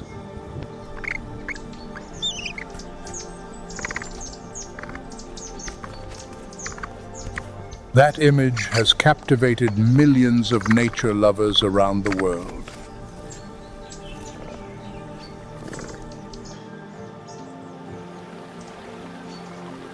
Children and young people everywhere adore their carefree personality through viral moments of interspecies harmony.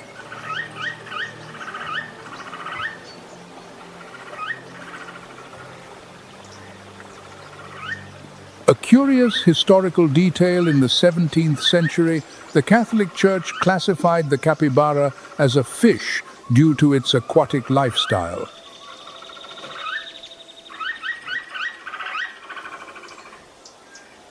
In Venezuela, it remains a permitted food during Lent to this day.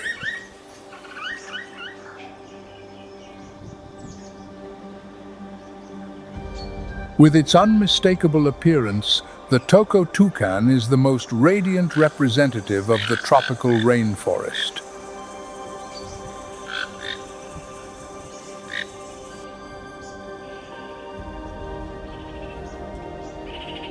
Despite its seemingly heavy bill, the beak is remarkably light.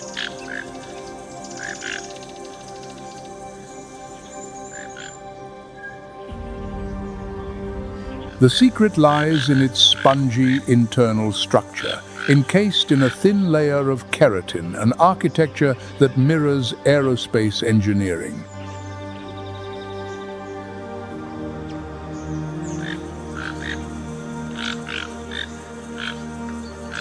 The beak also serves a critical survival function: thermoregulation.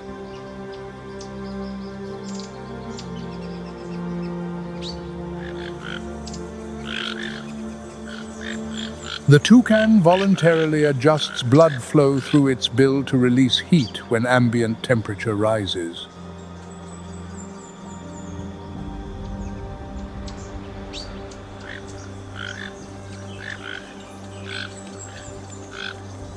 This is a superb adaptation to the hot and humid Amazon climate.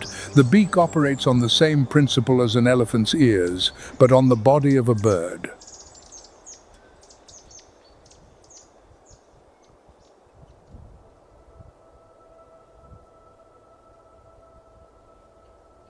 In Lakota culture, the bison is the incarnation of Wakan Tanka, the Great Spirit.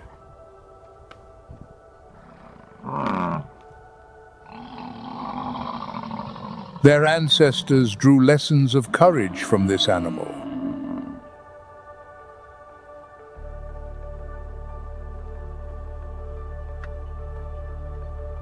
The American bison is the largest land mammal in North America.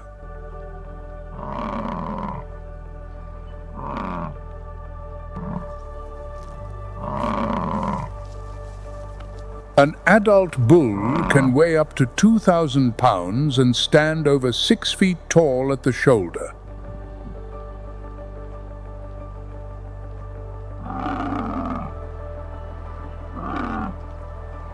A massive muscular hump across the shoulders provides the force for its head to sweep aside thick layers of snow, a vital foraging strategy during winter.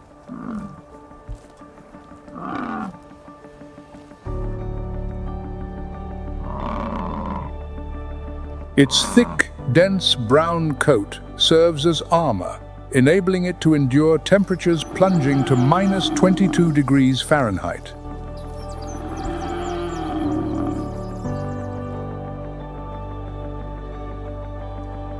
In summer, they migrate to high valleys above 8,000 feet in the Rocky Mountains, seeking young, nutrient-rich pastures.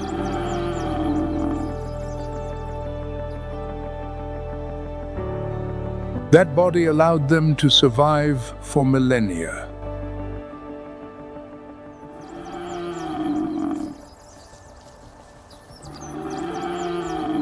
Yet they were nearly obliterated entirely by the slaughter of the late 19th century.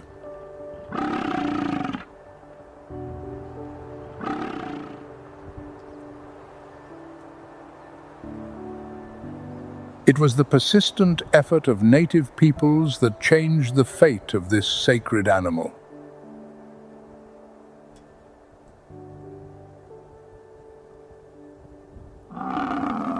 Samuel Walking Coyote rescued the last orphaned calves to preserve the bloodline.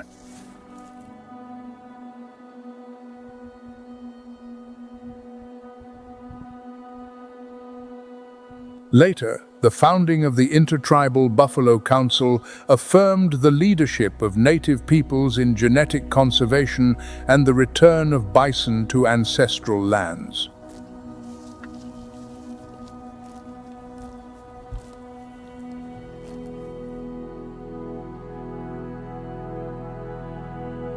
The recovery of the bison is both a biological victory and a potent spiritual rebirth.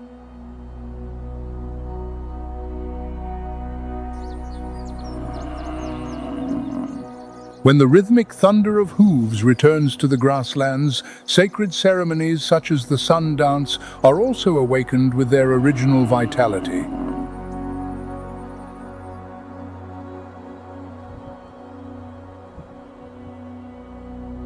Bringing the bison home means healing historical wounds and restoring sustainable food sovereignty for indigenous nations.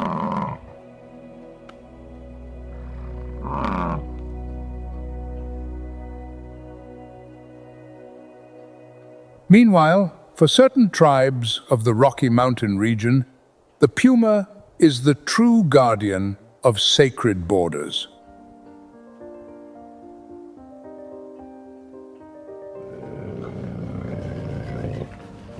They call this animal the ghost of the mountains, for its presence is silent yet filled with authority.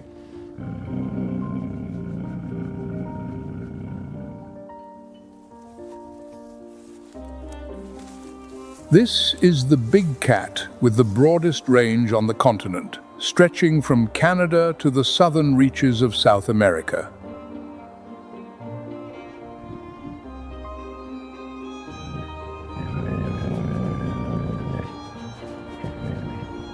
The puma possesses a body perfectly engineered for a solitary hunting life.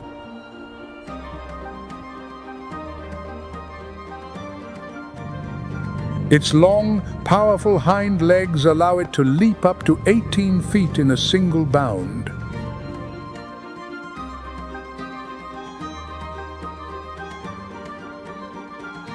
It also reaches a top speed of roughly 50 miles per hour over short distances.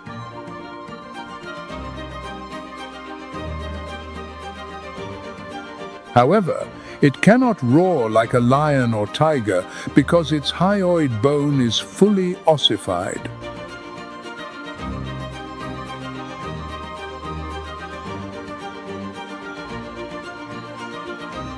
Instead, that rigid structure helps it produce high-frequency sounds, whistles, or calls resembling bird song.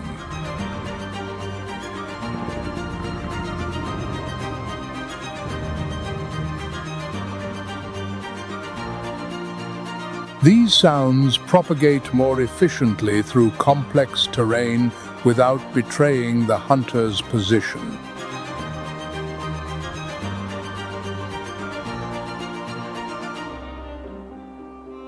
In Navajo culture, the puma bears the name Nash-Doitso, the guardian deity of borders and a symbol of self-mastery.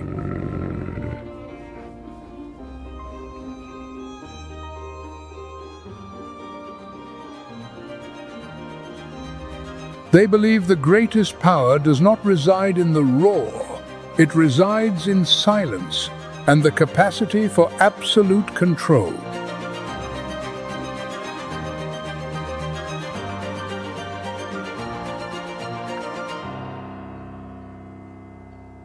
Descending from the peaks where the puma hides, the journey enters the dense valleys and river systems of Alaska.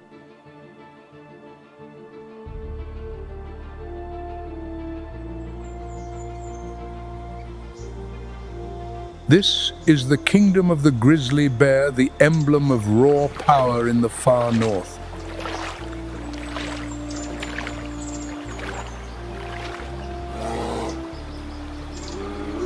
Do not let its bulk deceive the senses.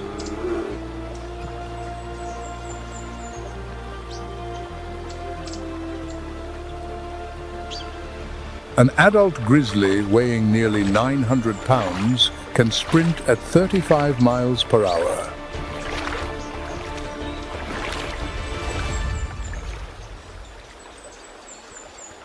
They are also masterful salmon hunters.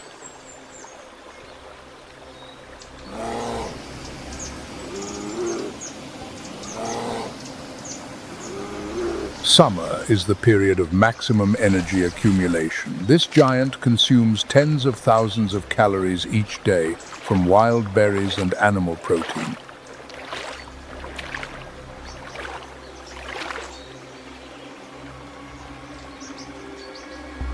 After building a thick layer of fat, they enter deep winter dormancy.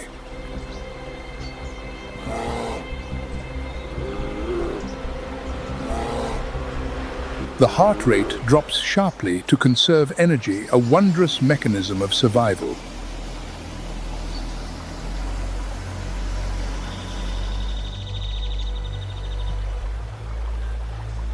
For the Haida and Tlingit peoples, the grizzly is regarded as a creature of high intelligence with a direct connection to the soul of the continent.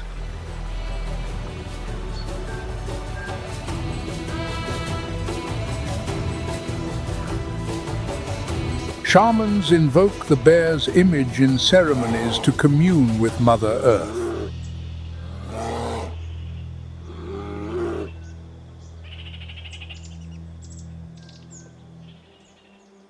While the grizzly commands the valleys below, the sky registers the silhouette of yet another sovereign.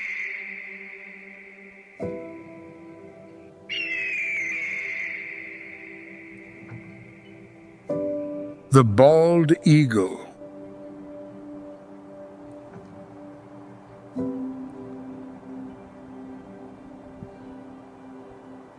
Beyond its role as the national symbol of the United States, This bird is honored as the messenger of the sky.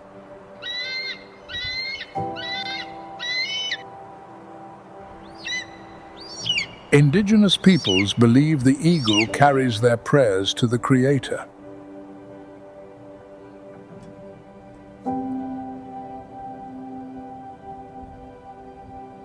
The eagle feather is the most sacred object in ceremonies of empowerment.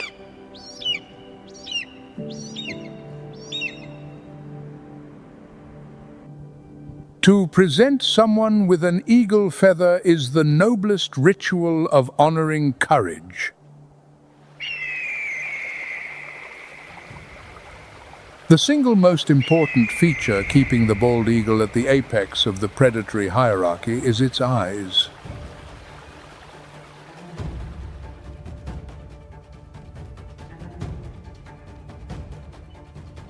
It can detect a swimming fish from a distance exceeding 1 mile while soaring high above.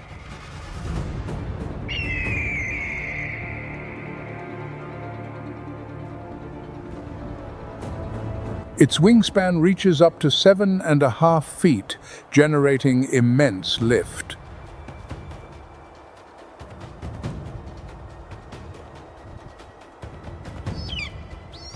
A set of razor-sharp talons delivers a crushing grip, the ultimate survival weapon for seizing slippery prey such as salmon.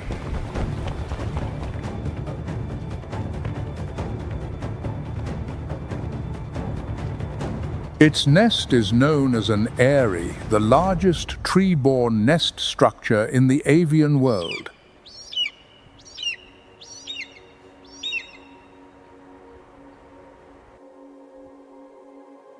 A typical eyrie can weigh nearly 1 ton.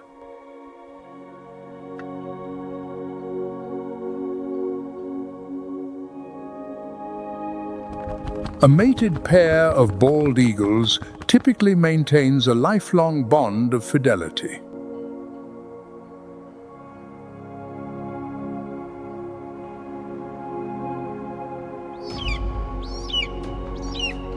They return to the same nest year after year, adding material to their shared home.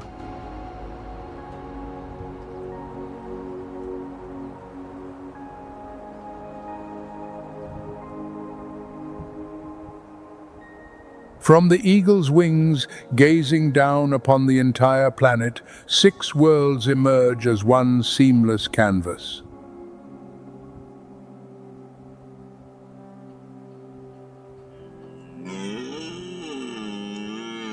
In Europe, the red deer, among the largest deer species on Earth, embodies enduring, majestic beauty.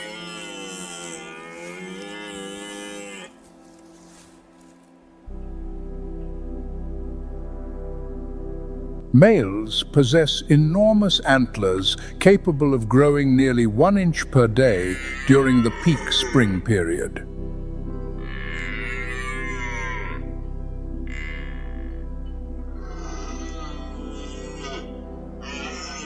During the mating season, their resonant bellowing through the morning mist is the signature sound of autumn across Europe.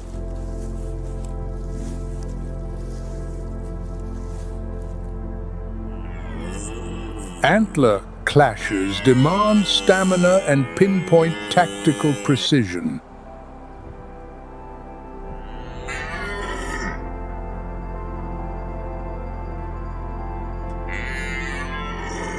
Today, scientists are deploying intelligent wildlife crossing systems, enabling deer to move safely across busy traffic corridors in Eastern Europe.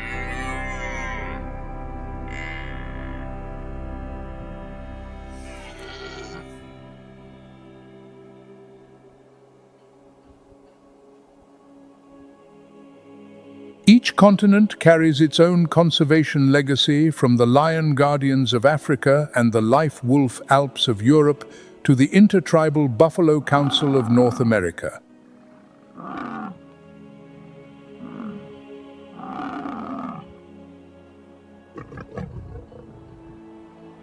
Animals serve as living shields, protecting the cultural identity of indigenous peoples against the tides of change.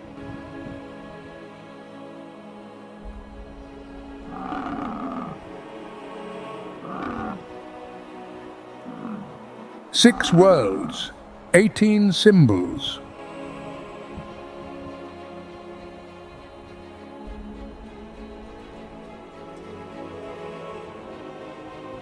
One reminder to look at them is to glimpse the most primal essence of what it means to be human.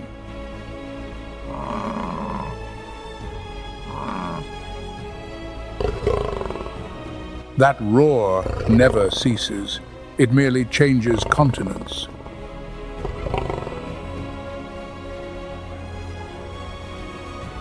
Thank you for joining Nature's Moments. The natural world still holds countless untold stories. We will see you on the next journey.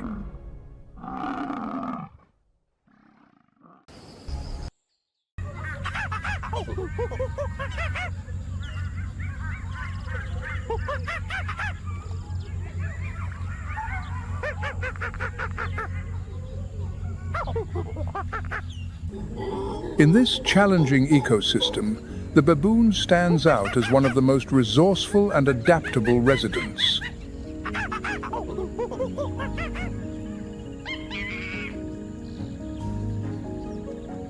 These primates live in large family groups known as troops.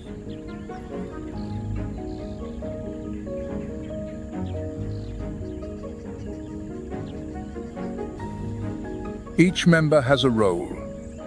Dominant males maintain order and protect the group.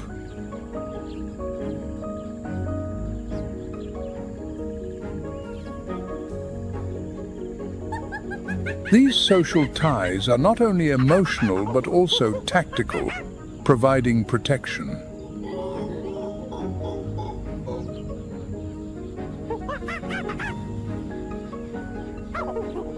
Baboons communicate in a remarkably complex way through a variety of vocalizations.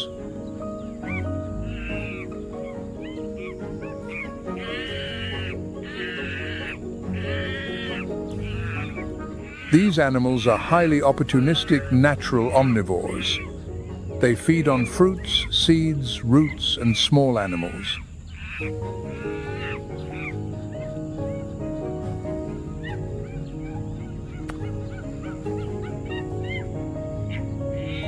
With their nimble fingers and watchful eyes, they scour the ground, lifting branches.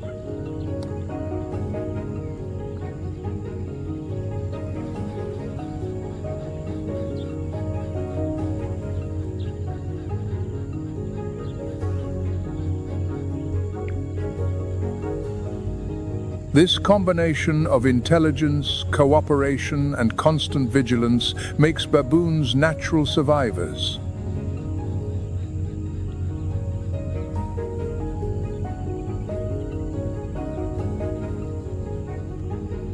In the delta, baboons move skillfully between the riverine forests and the open plains.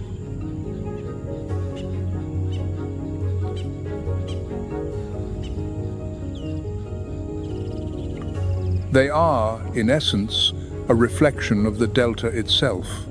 Unpredictable, resilient, intense.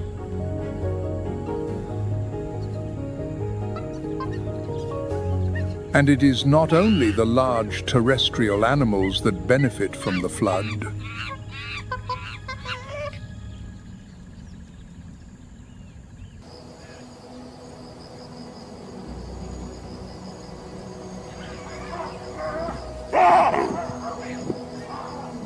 In the mythology of the Khoisan people, baboons were once a tribe of humans.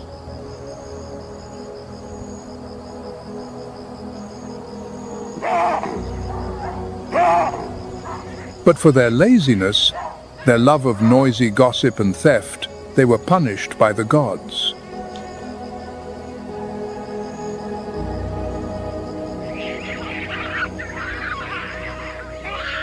A hoe was transformed into a tail, fused to the spine, forcing them to walk on all fours.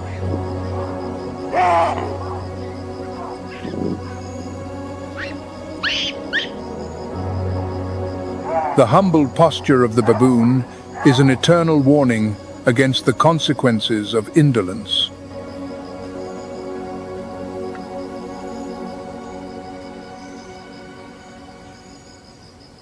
Today, on the Savannah, myth has given way to harsh reality, and the brain is their ultimate weapon of survival.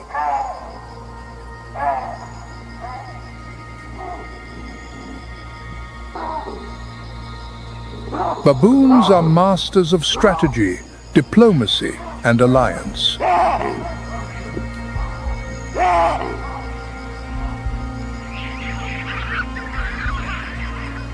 Their lives are woven from complex relationships, silent pacts, and unending confrontations.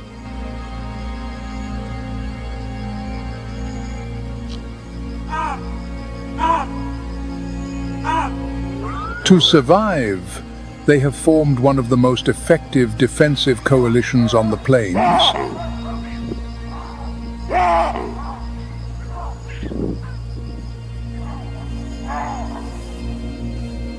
Action stems not from altruism, but from cold calculation.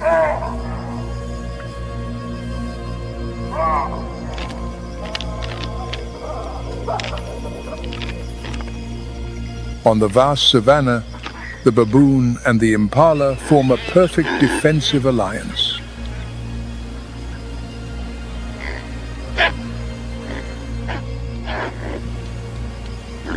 The impala's hearing and sense of smell are far superior.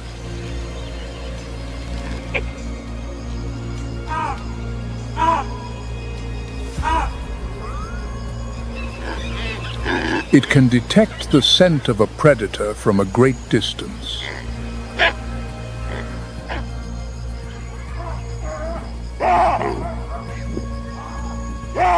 Meanwhile, the baboon, with its elevated position and sharp vision, can survey any movement on the horizon.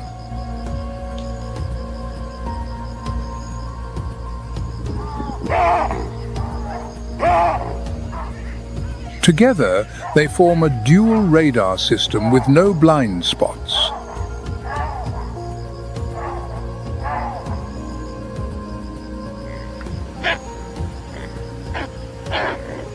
Against such a mixed group, a leopard's success rate falls below 20%.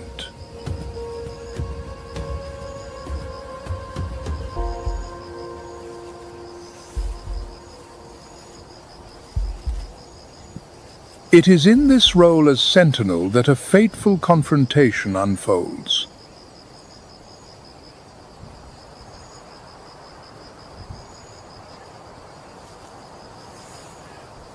Their greatest nightmare, Africa's most successful solitary predator, is concealed in the bush, the leopard.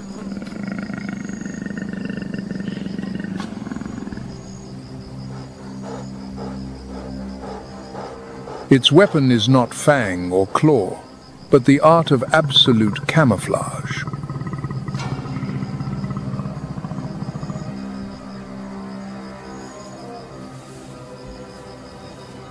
A coat of rosettes breaks up the body's outline, allowing it to merge with its surroundings.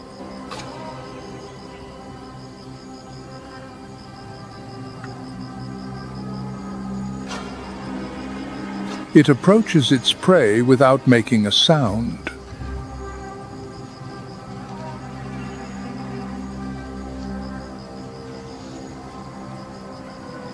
But the leopard commands only the space before it, having neglected the sky above.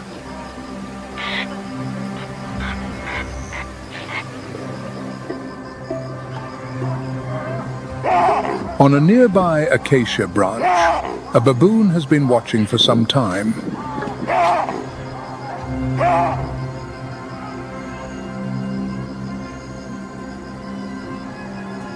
With trichromatic vision, like that of a human, it clearly distinguishes every movement in the landscape.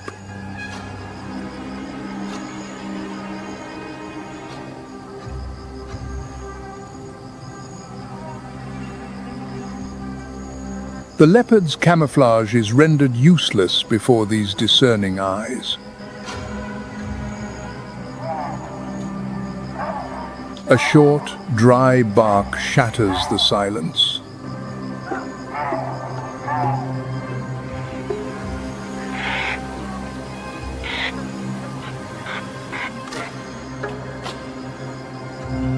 It is the highest level of alarm.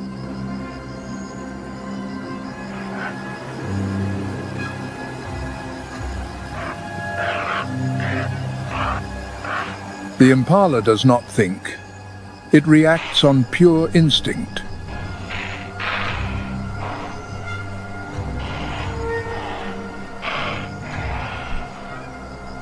It leaps into the air, performing a stot of nearly 10 feet before vanishing into the thicket.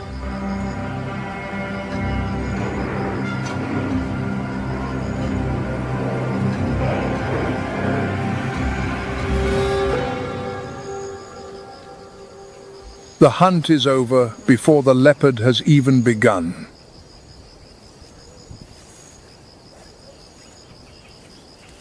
Fury rises in the heart of the predator.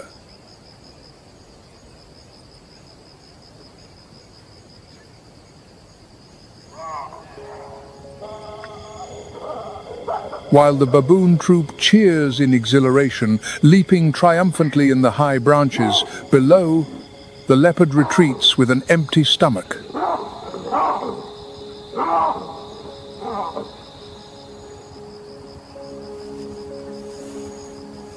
The hunter needs a new target on which to vent its rage: the warthog.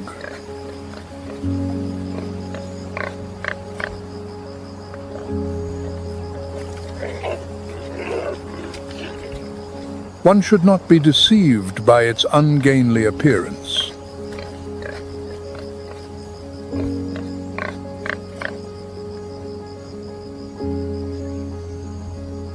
The warthog is a light armored tank, capable of reaching speeds of 30 miles per hour.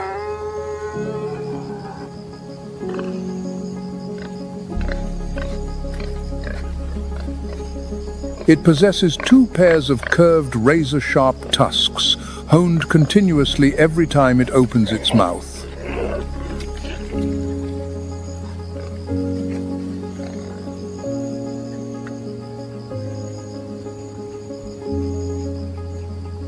When threatened, the warthog backs into its burrow, pointing its tusks outward like a deadly fence.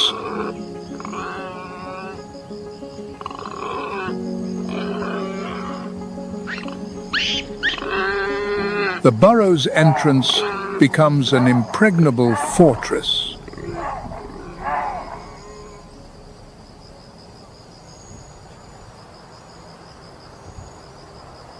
The leopard's only chance is to strike while the warthog is still in retreat.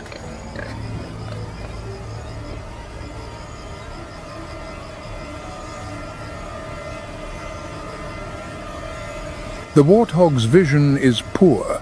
It relies mainly on its sense of smell.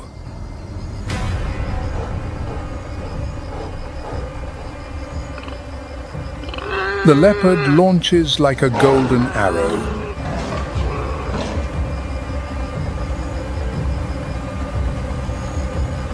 The warthog panics, trying to flee to its burrow, but it is too late.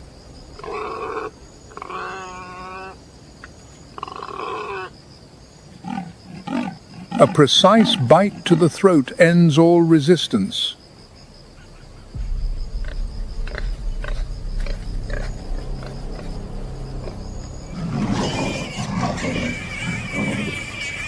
It was a technically perfect hunt, but a nutritional failure.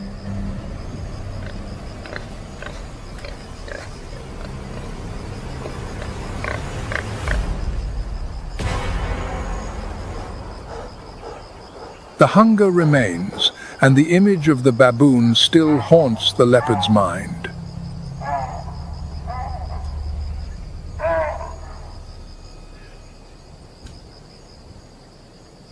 It is time to settle the score.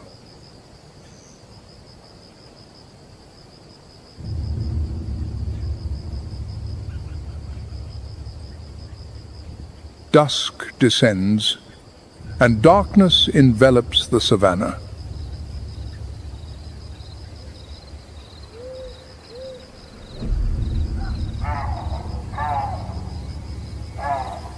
The fading light takes with it the confidence of diurnal creatures like the baboon.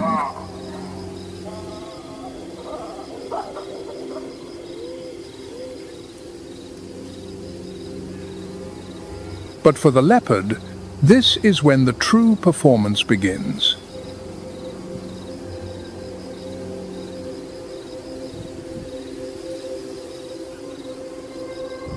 The 50-foot-high canopy is no longer a safe refuge.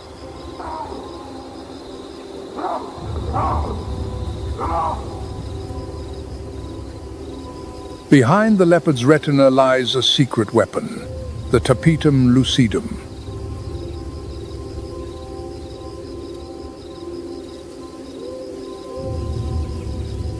This biological structure acts like a living mirror, reflecting light back through the retina.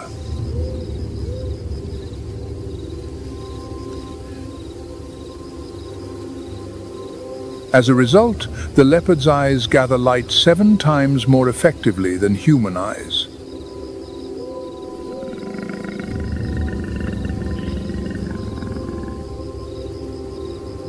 The moment the leopard sets foot on the main branch, chaos erupts.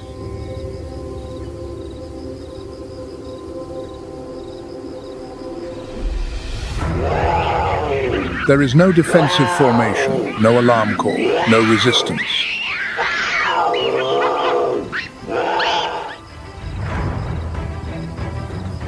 The baboons are in a state of panic.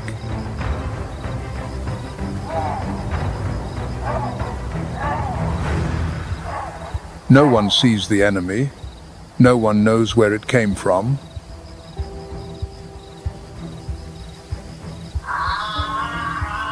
The leopard glides through the turmoil with a terrifying calm.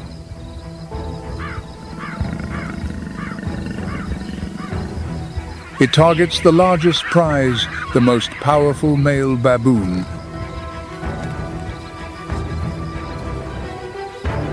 Its steel-like jaws clamp down on the prey's skull. When the sun returns, the balance of power instantly shifts.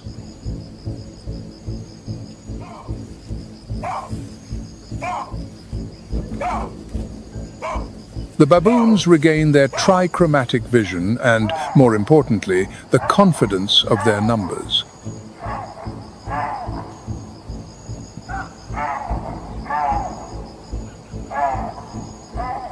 The trauma of the previous night quickly transforms into collective fury.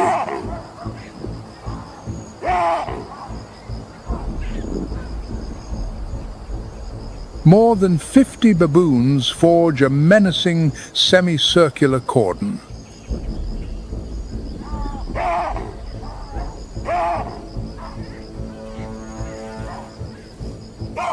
Theirs is not an attack of bites, but a campaign of psychological warfare.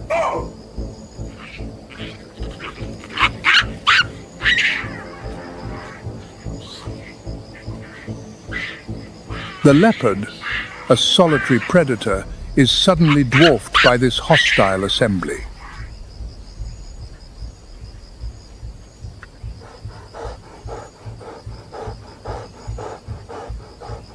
It knows that a single wound could spell the end of its life as a hunter.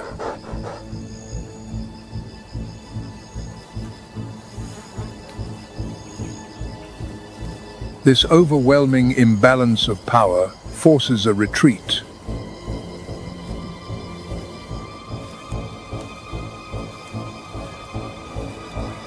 The shrieking baboons give chase, their intent not to kill, but to disgrace.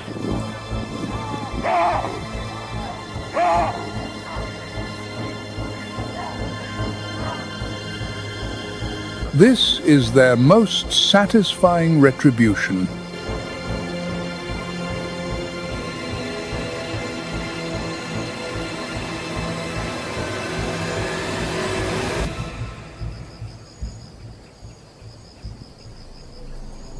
The victory over the leopard is like a shot of adrenaline injected into the entire troop.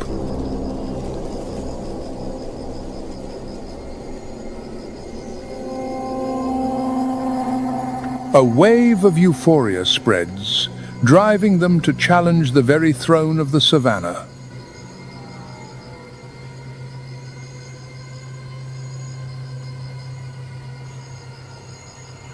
Their target is the lion, the apex of the food chain.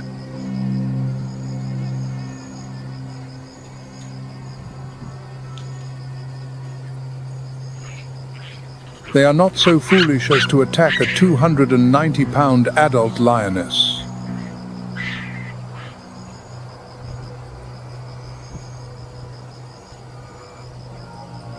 But to eliminate a future king, that is the ultimate survival strategy.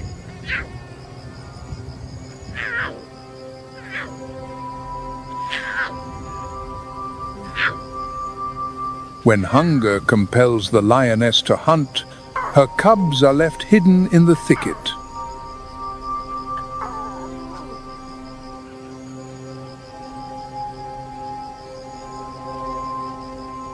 At only 3 weeks old and weighing less than 11 pounds, they rely completely on their ability to remain unseen.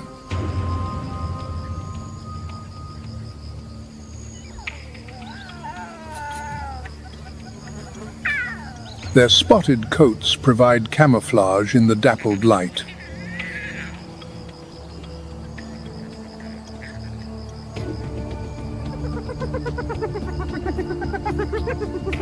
This disguise might deceive a hyena, but for the baboons, the sentinels from above, it is no defense.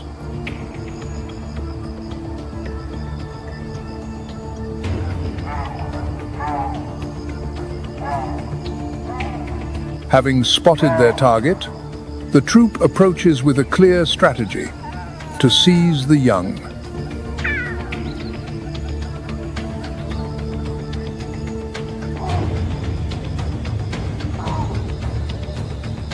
In mere seconds, the lion cub is torn from its hiding place and dragged away in the confusion.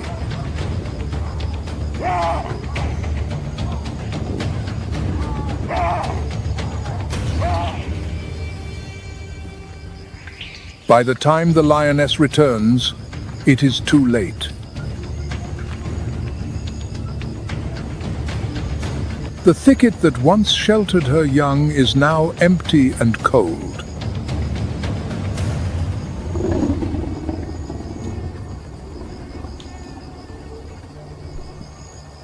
Her roar echoes, filled with agony and fury.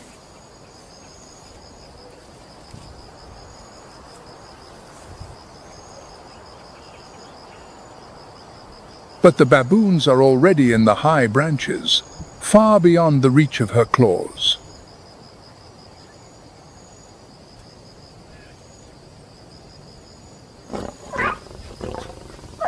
Today, they have struck a fatal blow to the king's empire.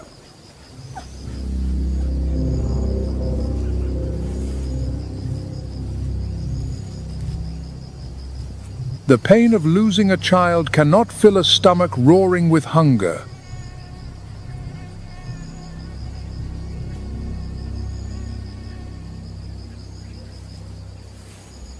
On the contrary, hatred consumes energy faster than any metabolic process.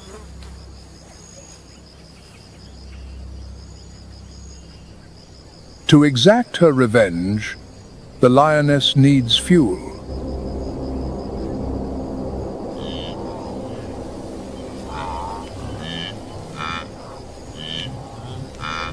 Her target is the blue wildebeest, the nomads of the Savannah.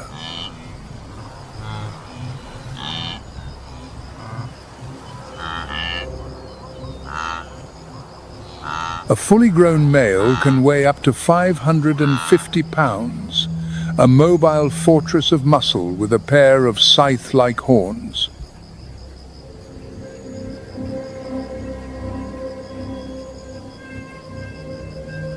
The lioness knows her own biological limits.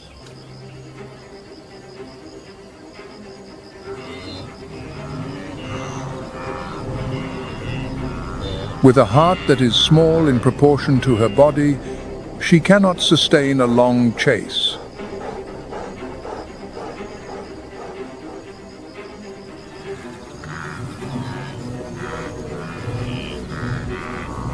She must get within the kill zone, a range of about 100 feet.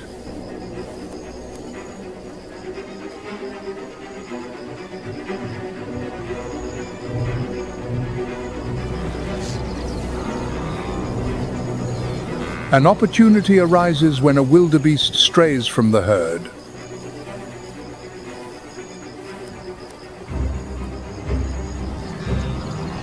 The lioness coils every muscle, then springs like an arrow.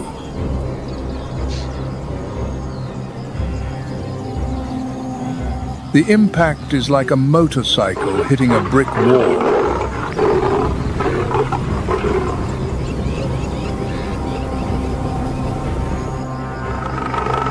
It thrashes violently, escaping into the chaos of the herd.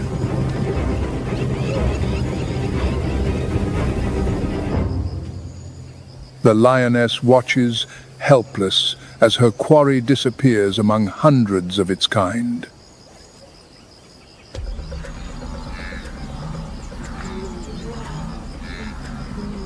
Defeated by the wall of horns, the lioness must change her target.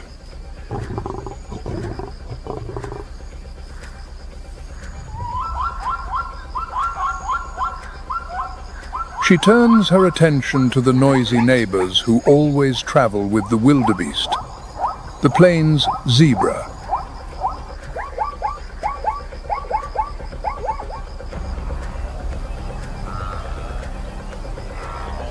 On the Savannah, wildebeest and zebra coexist in a perfect nutritional balance.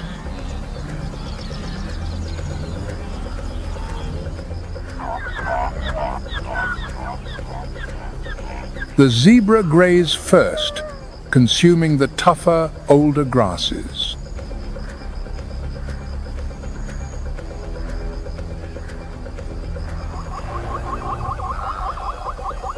In doing so, they clear the way for the wildebeest to reach the tender green shoots beneath.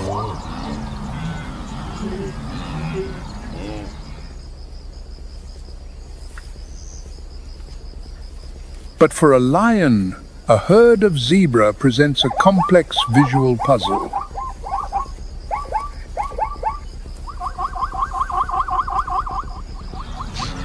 When the herd moves in a panic, thousands of stripes merge into a bewildering optical illusion.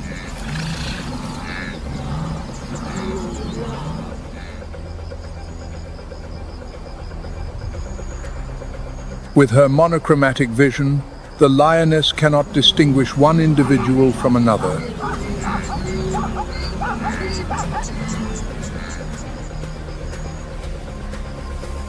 But this time, the lioness has no other option.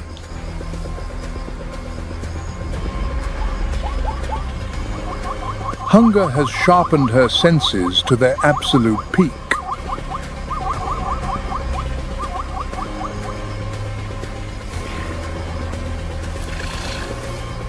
She ignores the visual chaos and locks onto a single zebra at the edge of the herd.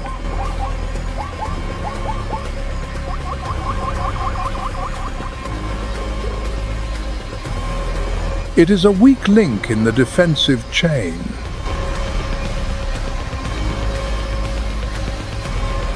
The lioness attacks from the flank.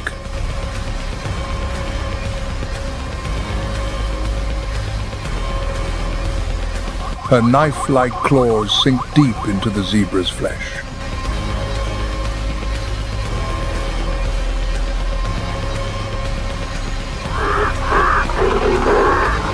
The zebra stumbles, loses its balance, and finally collapses.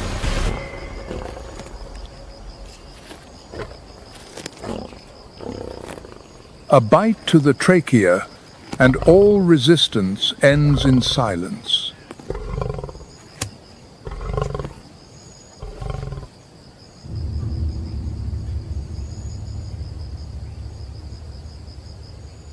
The Sand People tell a fascinating story about this animal.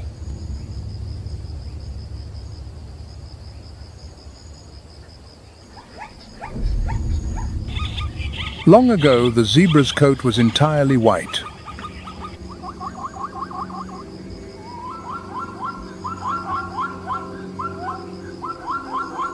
When a great drought swept the savannah, a fierce baboon took control of the only waterhole.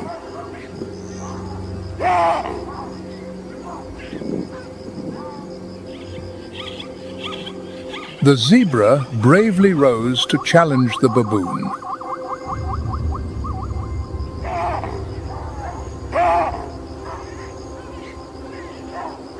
In the ensuing confrontation, the zebra delivered a powerful kick, sending the baboon flying against a rock and leaving the permanent red mark seen on the baboon's rump to this day.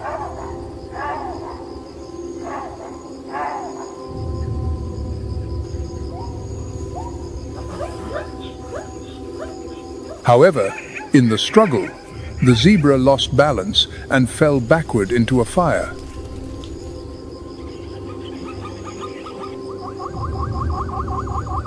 As a result, the burning logs left long black scorch marks across the zebra's white coat.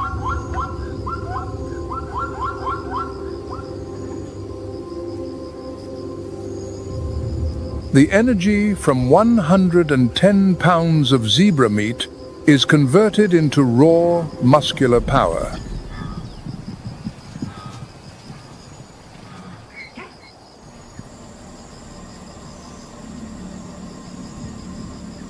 The surge of glucose reactivates the clarity and strategic calculation in the lioness's brain.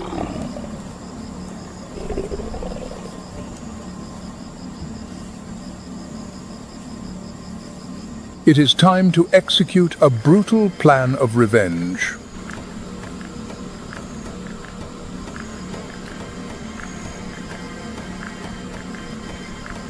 Lions are the only cats with a complex social structure, and coordinated hunting is the pinnacle of their tactical intelligence.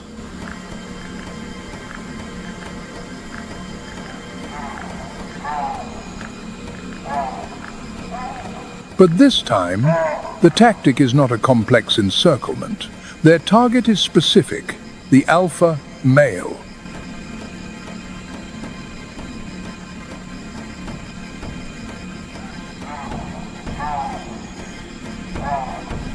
Complacent, after his victory, the alpha baboon makes a fatal mistake, straying from the protection of his troop.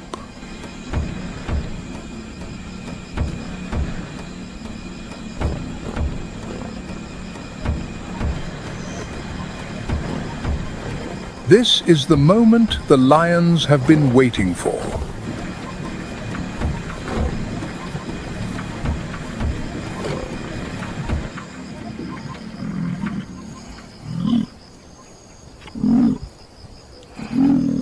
But they do not anticipate that their roars of victory and the chaos of the hunt have unintentionally awakened the fury of an implacable foe. The Cape buffalo.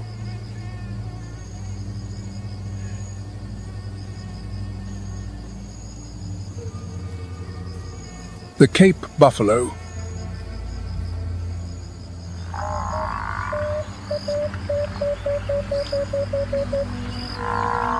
This is an act of proactive, defensive aggression.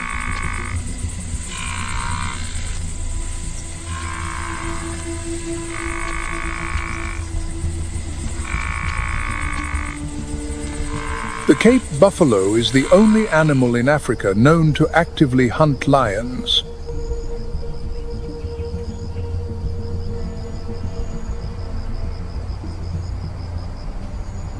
The lion pride's perfect ambush rapidly disintegrates.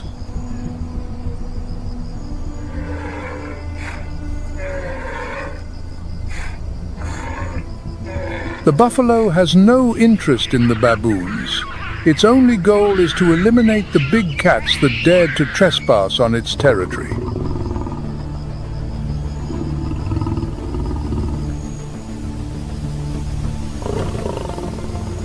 Amidst the chaos, the lions are forced to abandon their kill to save themselves, giving the baboons a chance to escape to the safety of the high branches.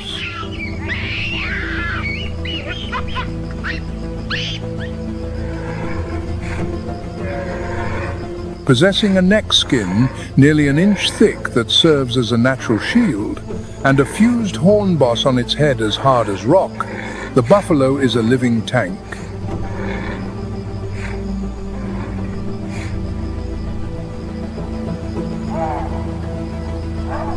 The baboons have survived by a simple principle: the enemy of my enemy is my friend.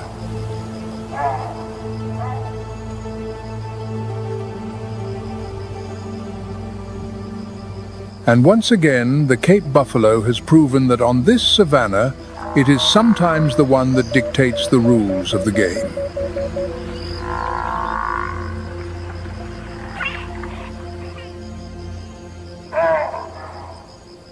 Having survived life-or-death confrontations with the kings and phantoms of the savanna, the baboon troop now faces a new reality at the edge of the dense forest.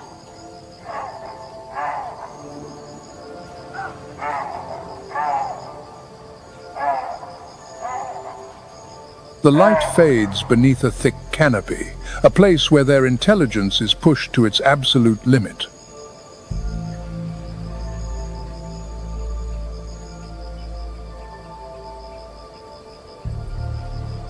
This is the domain of the chimpanzee.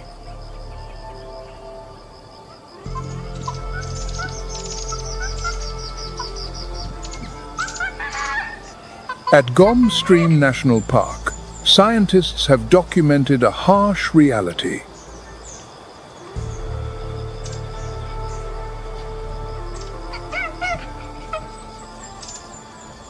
Chimpanzees have an intense craving for animal protein.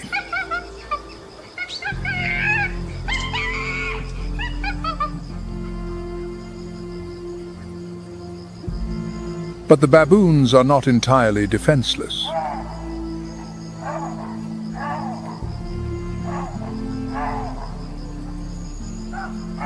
The wahoo call rings out like an alarm, and the entire troop reacts instantly.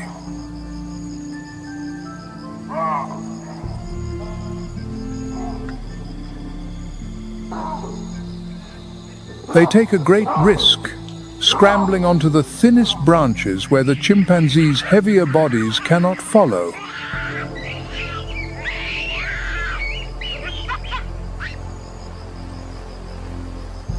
Here, their smaller size becomes their greatest advantage for survival.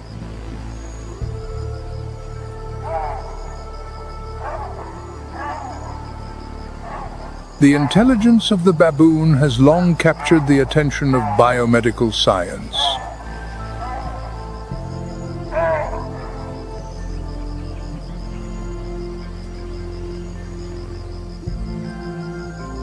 They share up to 94% of their DNA with humans and have organs of a similar size.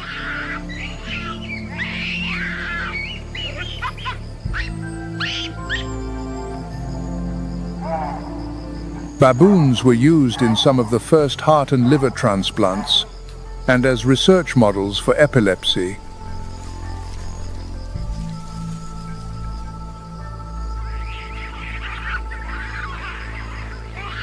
Their silent suffering in laboratories remains an ethical debate without end.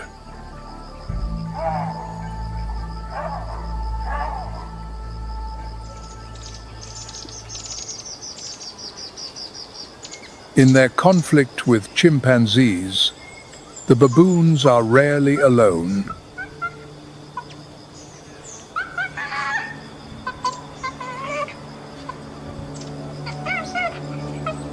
Sometimes, the chimpanzee's hunt is met with an unexpected obstacle.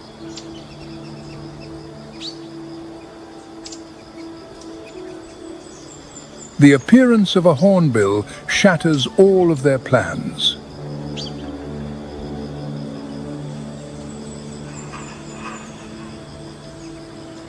Lacking the fine serrations on its primary wing feathers, the hornbill's aerodynamics are poor.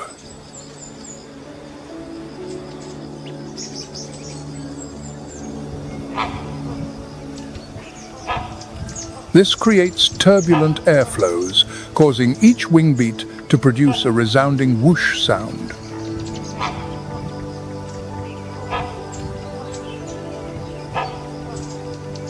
At a distance of over 300 feet, the noise can reach 70 decibels.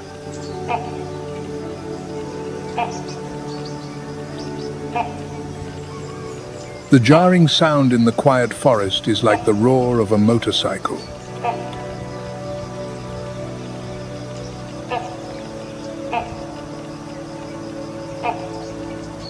From its vantage point above, the hornbill misses no movement below.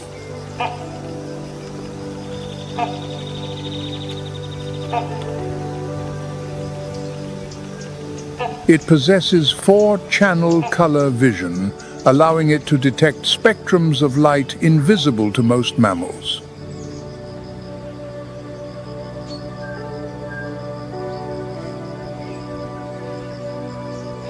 To the bird's eyes, the black coats of the chimpanzees stand out sharply against the green foliage.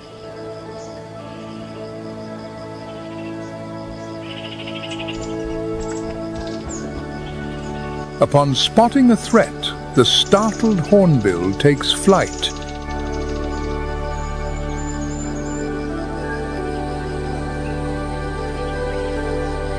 Its heavy wing beats and alarm calls echo through the forest.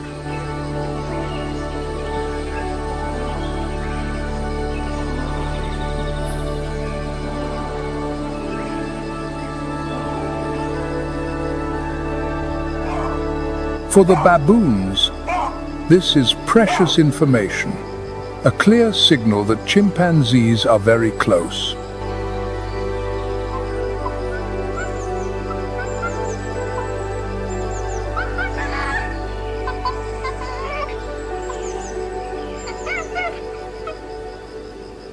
The element of surprise, the key to any successful ambush, has completely vanished.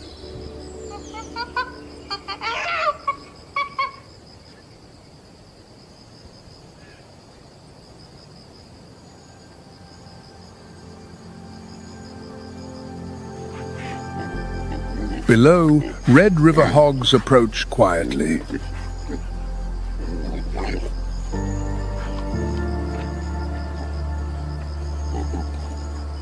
They are drawn here by a symbiotic relationship.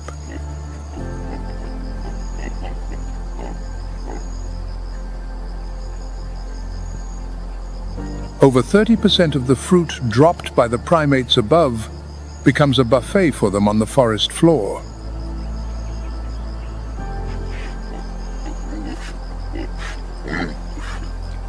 A group of red river hogs, known as a sounder, typically consists of 12 to 20 individuals.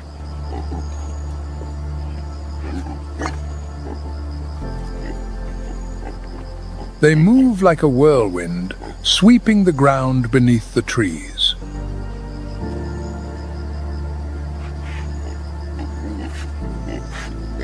Their snout, with its tough cartilage and elastic nasal disc, combined with powerful neck muscles, turns them into living plows.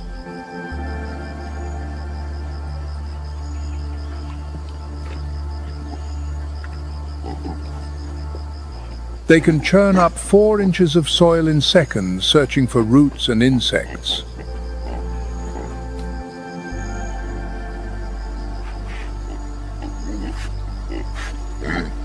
Their sense of smell acts as a highly sensitive biological radar.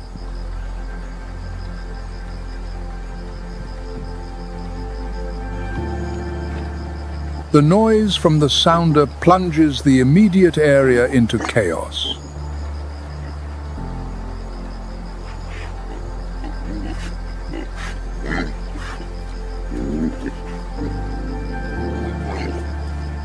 They inadvertently become spoilers of any ambush that relies on the chimpanzee's silence.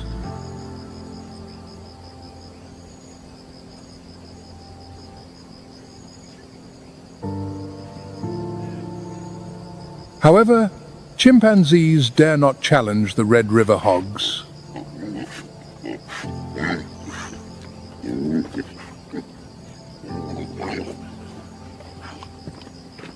These animals can weigh up to 220 pounds and reach speeds of 22 miles per hour when threatened.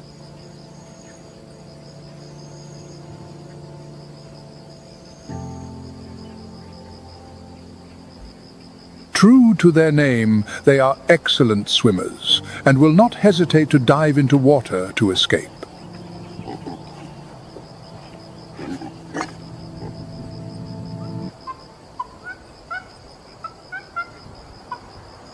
But the greatest threat to the chimpanzee's plan comes from the African bush elephant.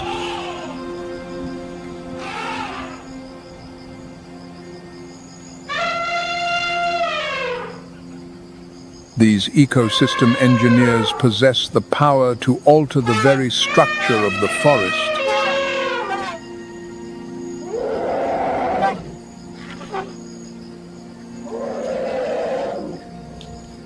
An adult elephant must consume over 300 pounds of vegetation each day.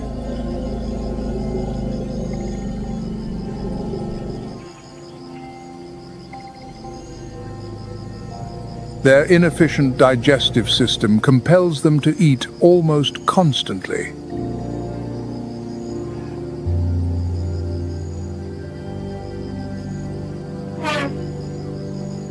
With a trunk containing over 40,000 muscle bundles, they can topple even large trees.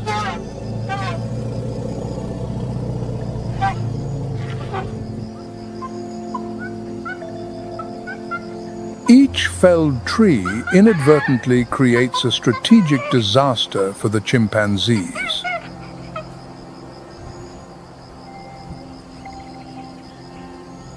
The fallen trunk blocks the aerial pathways they use to corner the baboons.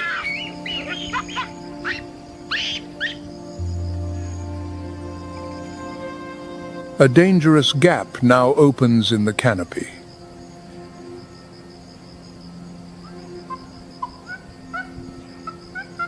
The chimpanzees are trapped.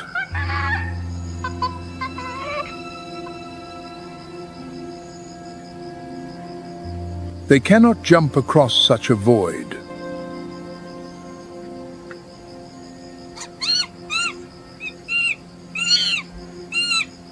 Their only option is to descend to the ground.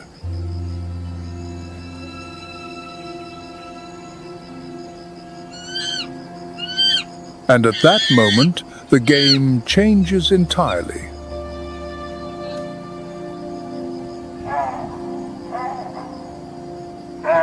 On the flat forest floor, the biological advantage shifts completely to the baboons.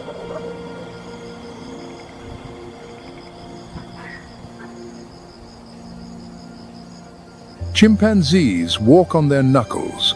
Their pelvic structure and spine, adapted for climbing, make sprinting awkward and inefficient.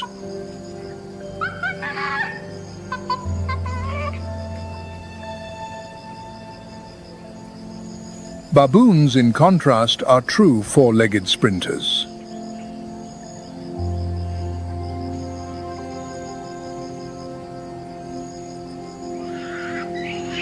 They can reach speeds of 28 miles per hour and maintain incredible stamina.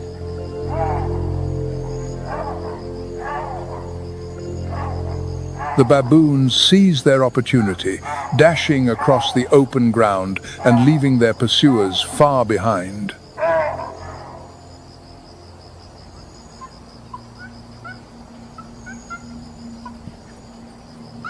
As the baboons make their escape, the chimpanzee's hunger remains unappeased.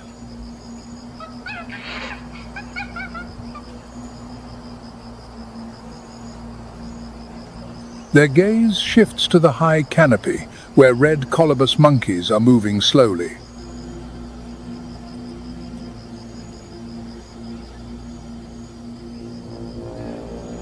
The presence of the red colobus inadvertently provides a shield for the baboons.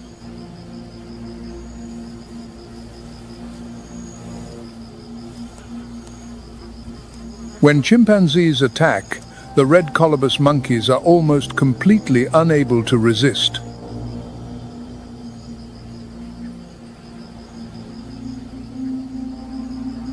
They lack the knowledge to escape to the flimsy outer branches as the baboons do.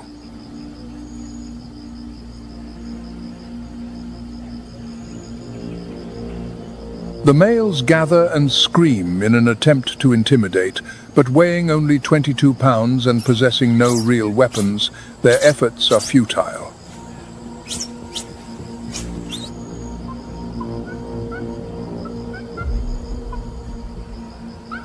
The success rate for chimpanzees hunting red colobus can be as high as 85%.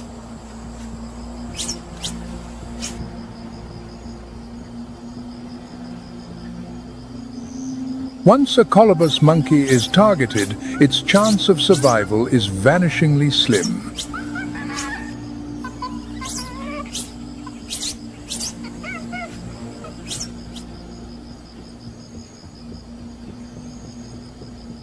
The baboons live, while the red colobus pays the ultimate price.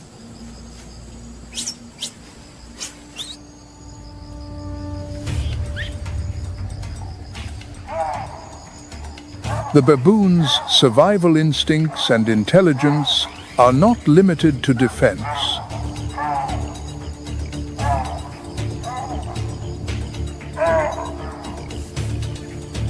They are also opportunistic predators.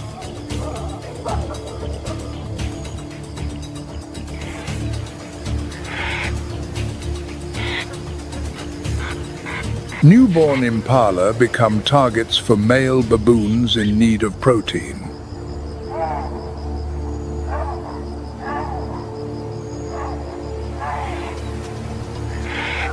But the impala mothers do not give up their young easily.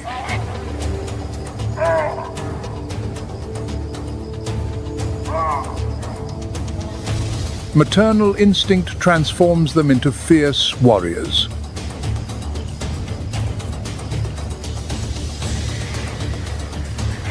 Faced with such determined resistance, the baboons often have to retreat.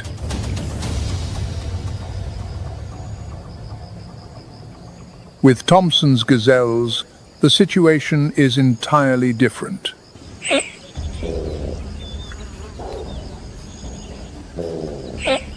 Thompson's gazelles are renowned for their speed, capable of reaching 50 miles per hour.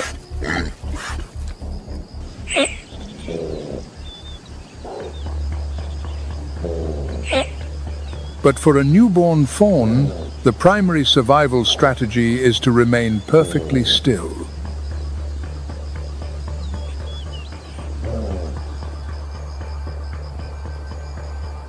Its grayish-brown coat allows it to blend in with the dry grass.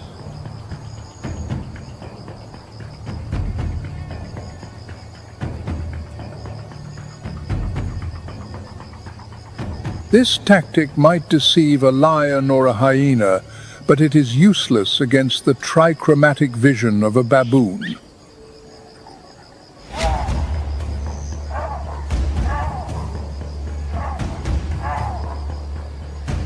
They see the young gazelle as clearly as an ink spot on white paper.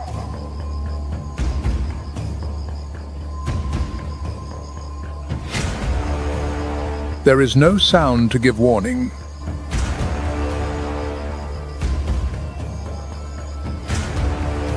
The baboon lunges, and a single decisive bite ends everything. So fast, the prey has almost no time to react. It is all over in seconds, cold, precise, and absolute.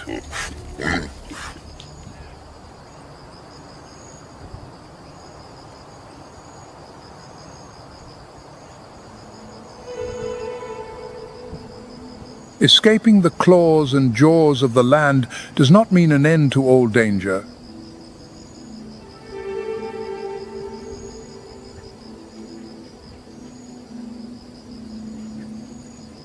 The seemingly calm water marks the boundary between life and death.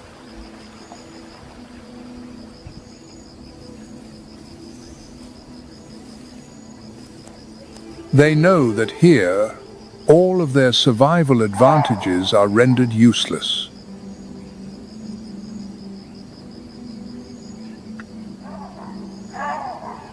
A speed of 28 miles per hour on land means nothing in the current.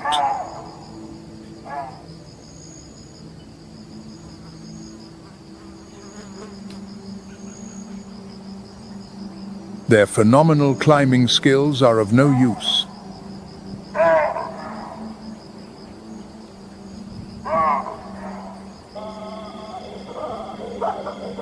They are completely and utterly vulnerable.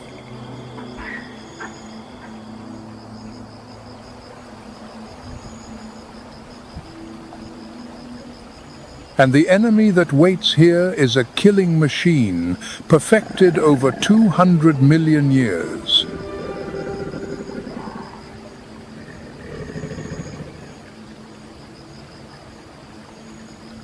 The Nile crocodile, a living fossil from the Jurassic period, is the most successful predator in evolutionary history.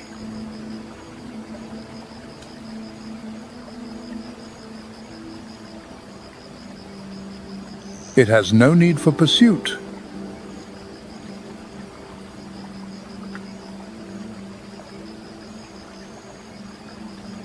An extremely slow metabolism allows it to lie motionless in the mud for hours on end.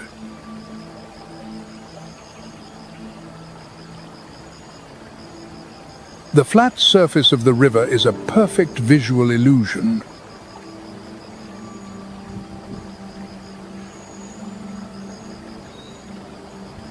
Only its eyes and nostrils break the surface, camouflaged amongst the water hyacinths.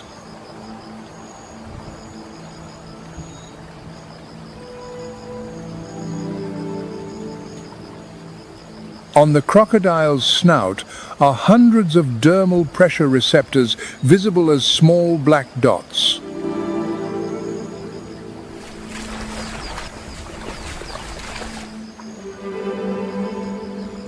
They are 10 times more sensitive than human fingertips.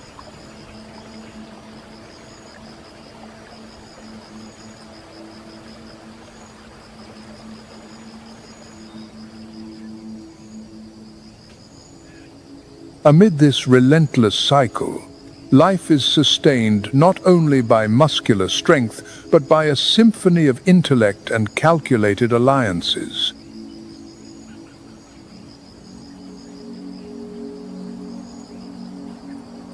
Each creature carries its own strategy to compensate for biological shortcomings, where unity forms a protective wall and alertness becomes the ultimate weapon.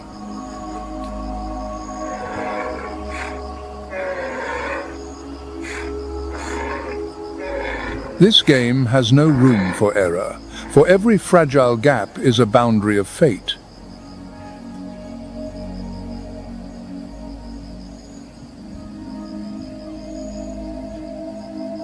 In the end, reality teaches that to survive, instinct must always be paired with relentless acuity.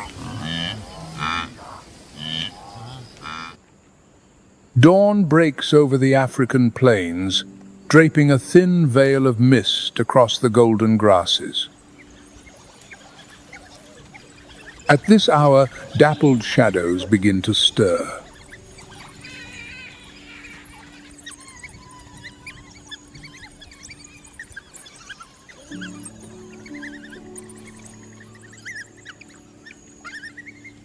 This is a family of African painted wolves, one of the most cohesive hunting communities on our planet.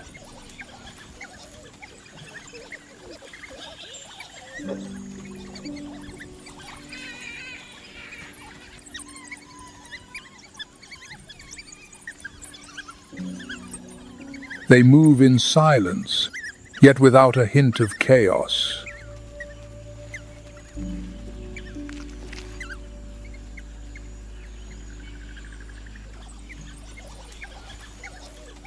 At the heart of the pack, the alpha pair leads with a quiet, steady confidence.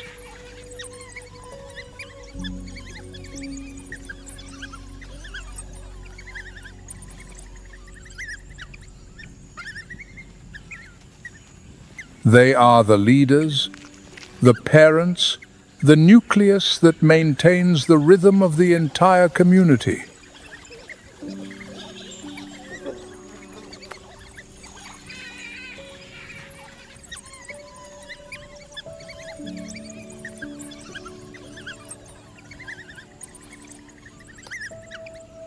A mere glance or a soft chortle from their throats suffices to direct the group, as if sharing a single mind.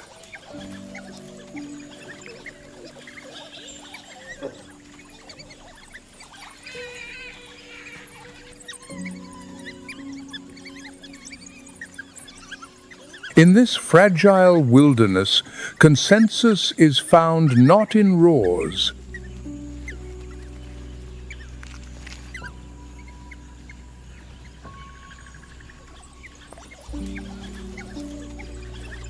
but in the sharp, rhythmic staccato of a sneeze.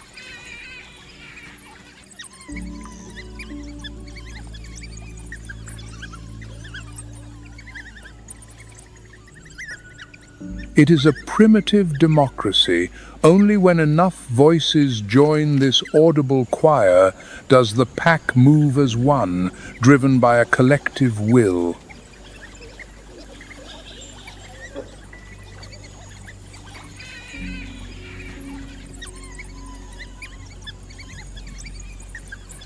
Their mottled coats of gold, charcoal, and white are entirely unique to each individual.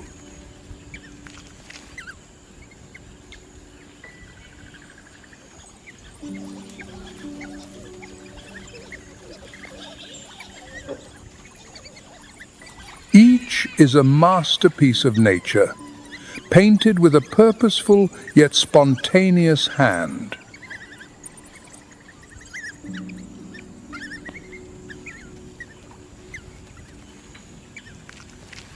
Their large, satellite dish ears amplify every sound while dissipating heat against the rising temperatures of the coming day.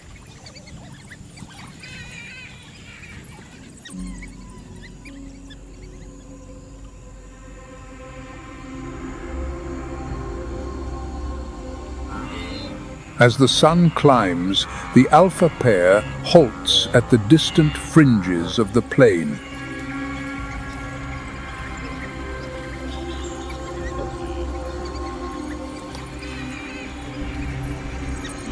A young wildebeest has strayed from its herd, caught off guard in a seemingly harmless moment.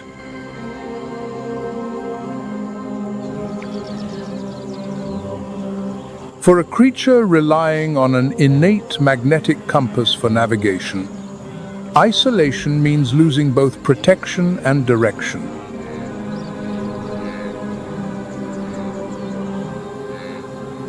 Scientists believe they sense the Earth's magnetic field to guide their epic migrations. Isolated, the calf faces not just a predator, but the disorientation of a vast, overwhelming world.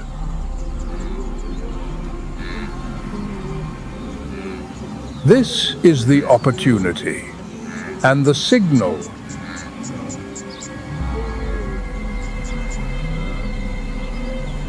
Without a roar or a bark, the pack surges forward like a sudden, invisible gale.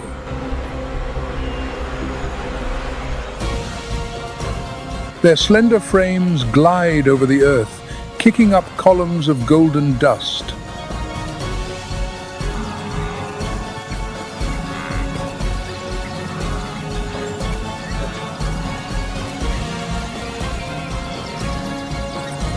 The group tightens the noose.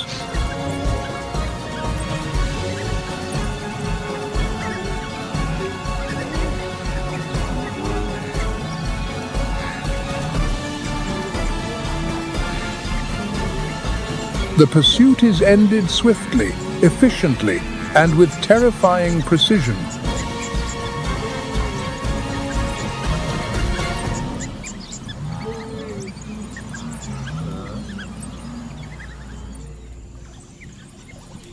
The entire pack gathers around the fallen prey. There is no quarreling, no jostling for position.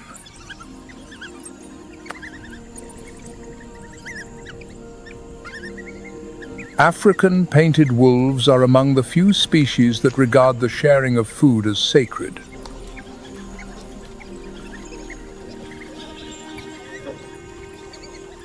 In a land where life balances precariously on the edge, such solidarity is the key to their endurance.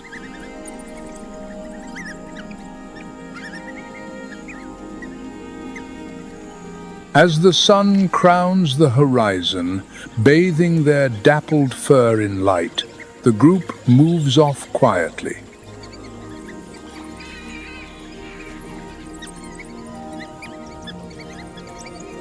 A new day has begun, laden with risks, opportunities, and untold stories.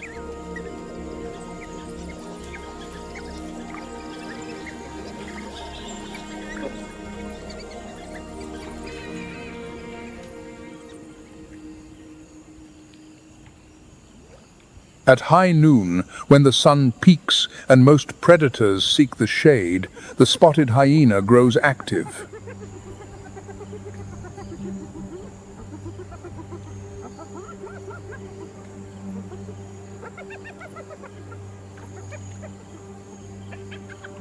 Spotted hyenas live in matriarchal clans, where the adult females hold absolute dominion.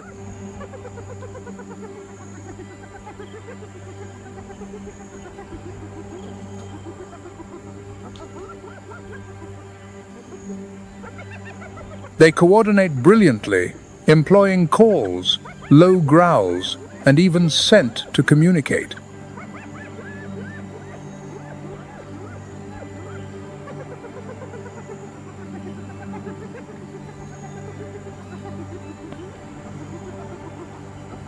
Their bite force is immense, allowing them to pulverize bones that many other species simply abandon.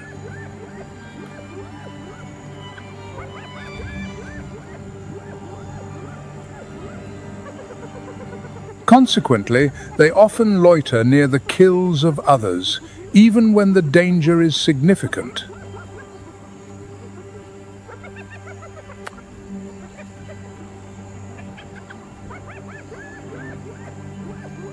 By day, they easily spot cheetahs with their kills, as cheetahs must rest after high-speed sprints.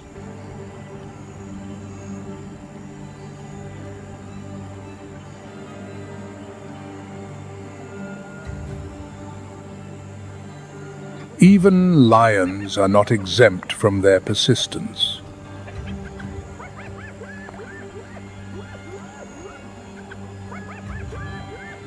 Lions are the hyena's greatest rivals. Yet by day, if a lion is weary or alone, hyenas may intrude.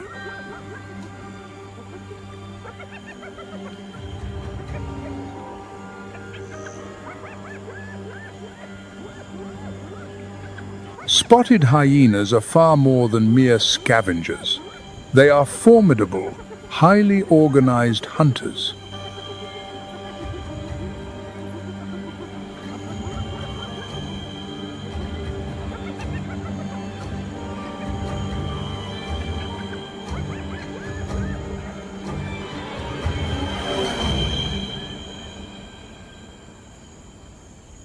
Not far from where the hyenas gather, a leopard emerges silently from the scattered trees.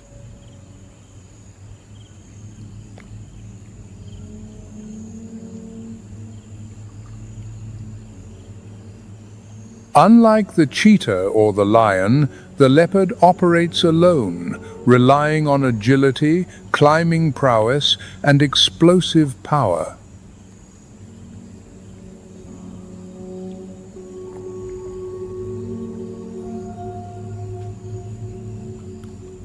Leopards favor areas of dense thicket, rocky outcrops, or large, sturdy boughs.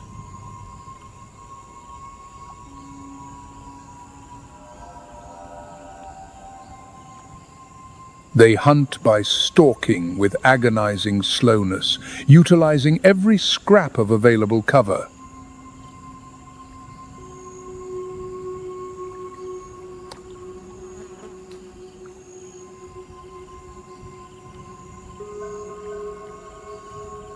Today, its target is a troop of baboons foraging near a rocky escarpment.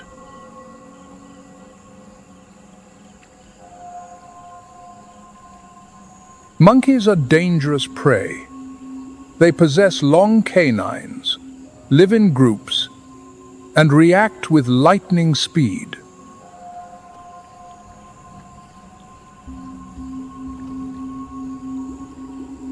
But the leopard is bold enough to hunt them, especially targeting the young or the carelessly isolated.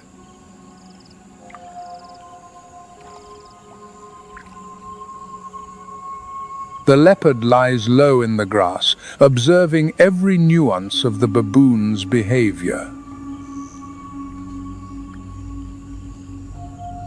A youngster sits just a few yards from its mother. A small gap, but a sufficient opening.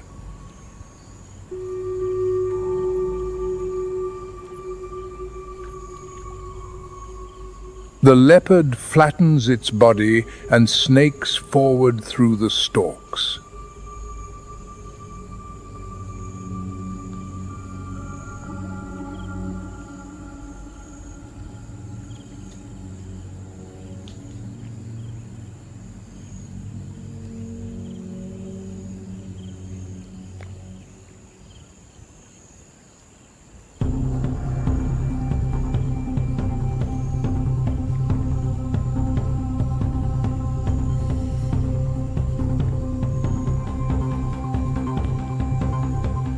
The small prey has no time to react before the cat's talons find their mark.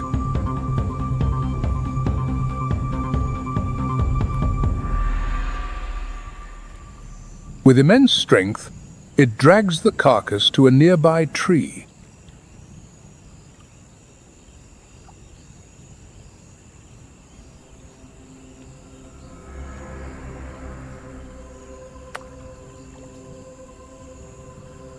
Nearby, the pack of painted wolves continues through the short grass, noses twitching for fresh scent.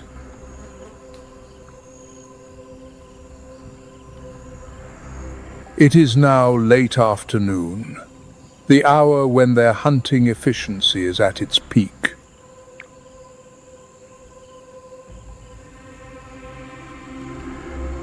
They encounter a herd of impala grazing near a thicket.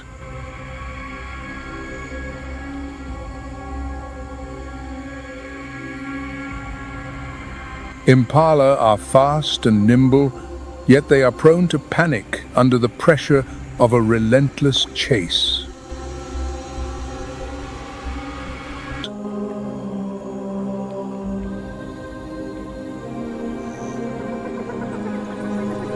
But the scent of blood does not remain a secret for long on the Savannah.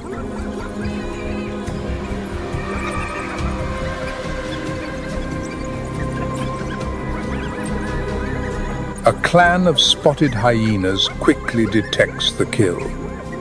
They emerge from the tree line, ready to challenge the wolves. The painted wolves immediately prick their ears. The impala hunt was a success, but the meal belongs to another.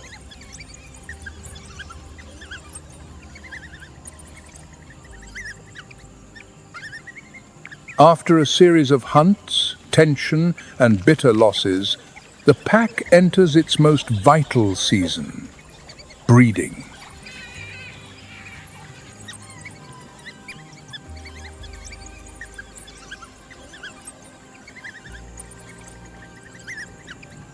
This is when the rhythm of the entire pack shifts.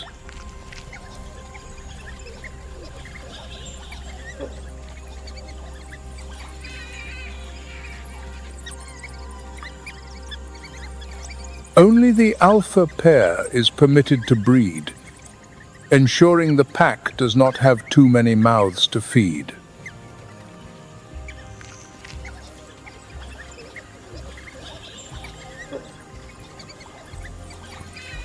When the pups are born, each weighs just a few ounces, eyes sealed shut and entirely dependent on their mother.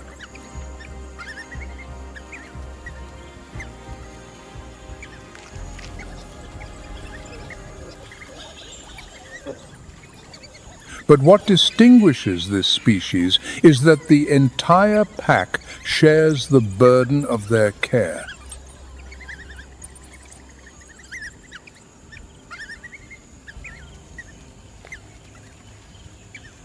Males, non-breeding females, and even yearlings all participate in nurturing the pups.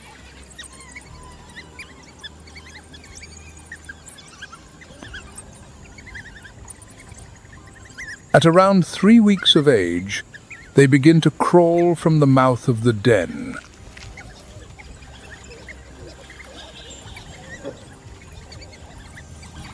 Their movements are still clumsy, yet they are remarkably active, nipping ears and practicing their chase.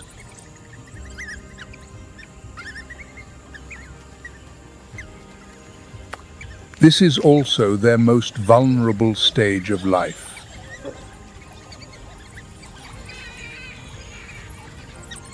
Any unusual sound sends the pack into an immediate defensive ring around the burrow.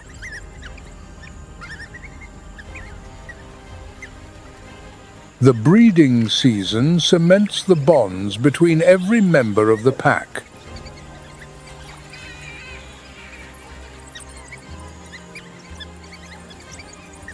Each individual contributes to the new generation, a fundamental factor in the painted wolf's survival.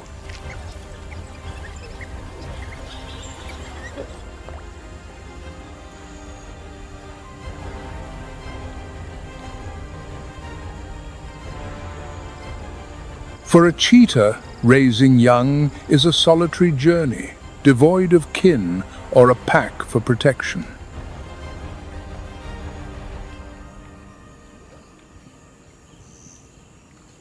Every critical decision rests solely on the mother's shoulders.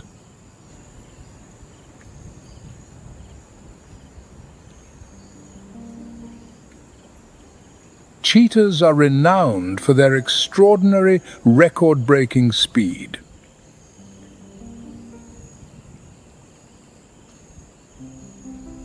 They are the fastest animals on land.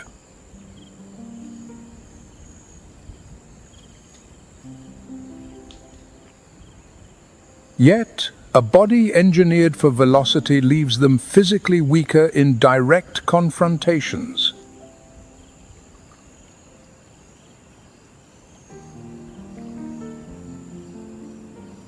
Thus, the secret to motherhood is not just hunting skill, but the mastery of avoidance.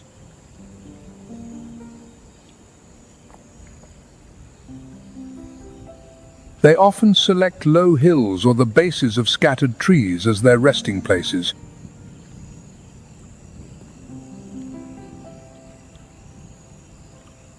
Cheetah cubs possess soft grey coats with a silver mane along the back, mimicking the look of a honey badger.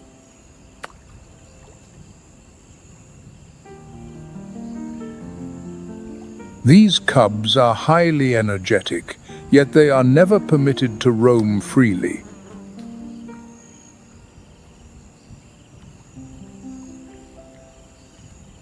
They learn the art of the hunt through the simplest method, imitating their mother.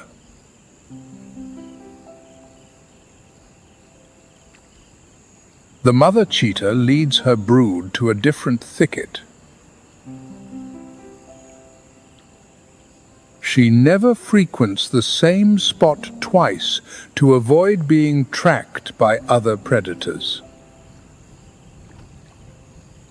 It is a familiar cadence: move, hide, hunt, teach, and move again.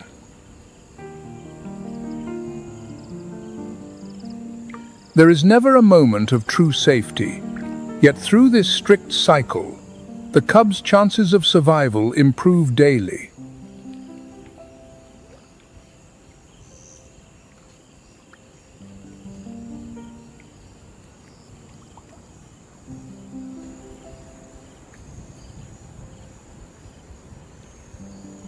In the far reaches of the plain, the earth trembles beneath the weight of African elephants heading toward water.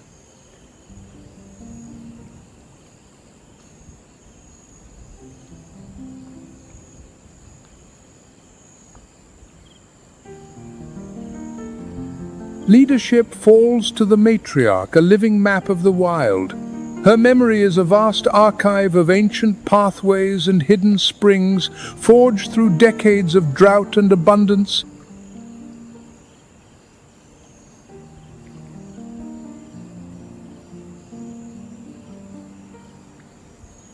To follow her is to walk in the footsteps of ancestors.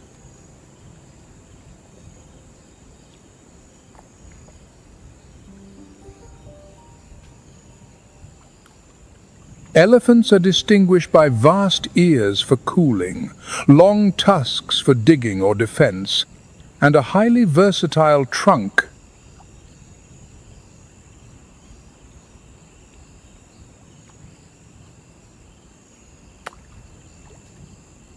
They move slowly but with purpose, always keeping the calves at the center to ward off lions or hyenas.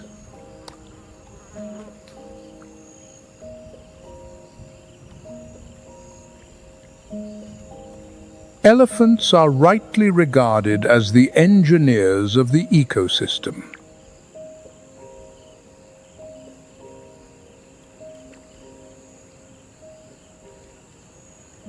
They forge trails, clear clearings, and dig wells when the earth parches.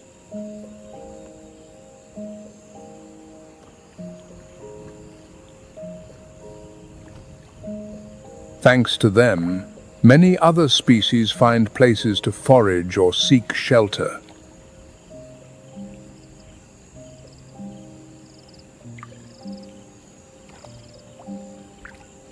Trees toppled by elephants become shade for antelope, hideouts for leopards, or feeding grounds for birds.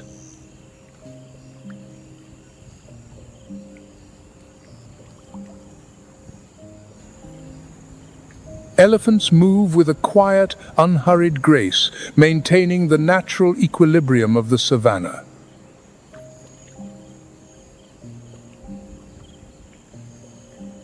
Near the area the herd just traversed, other savanna residents continue their daily rituals.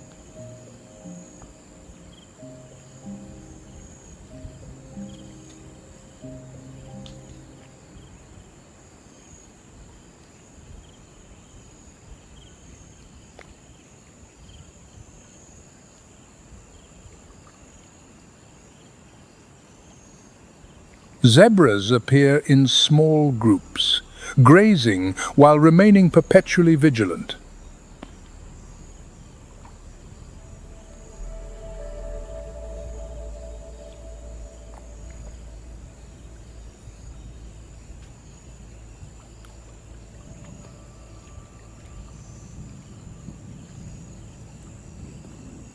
They rely on a keen sense of smell and memory to find new pastures, serving as guides for other migrants.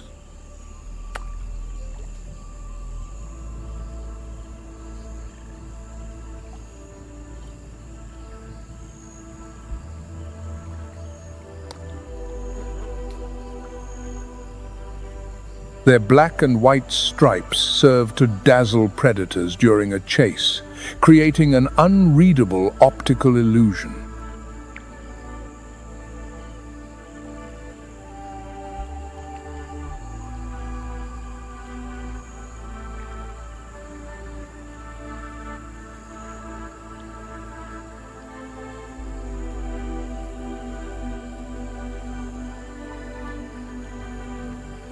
Nearby, giraffes tower over all other species.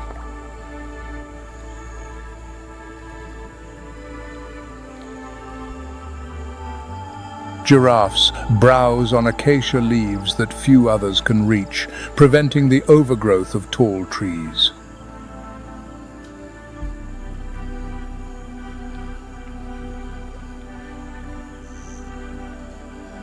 Their long necks provide a distant vantage point, and their reactions often alert other animals to approaching danger.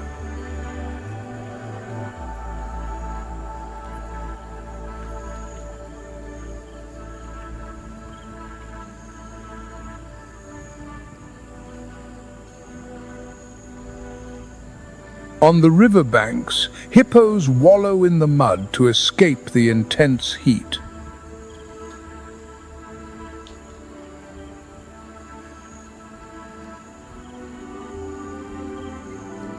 They live in pods and spend the vast majority of their time submerged.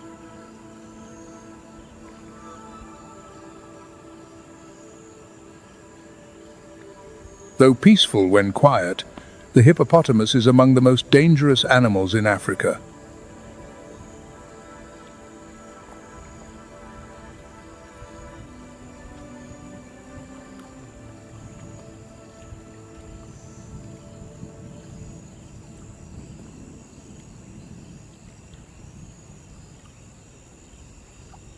In the low scrub, close to the earth, mongooses wander in search of insects.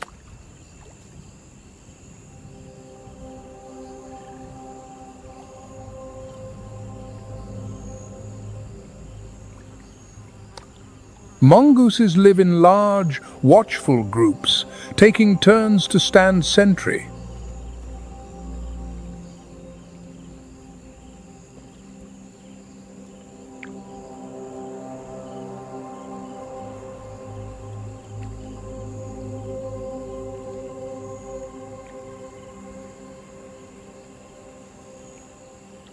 Not far from the mongooses, a lone honey badger moves with an air of absolute confidence.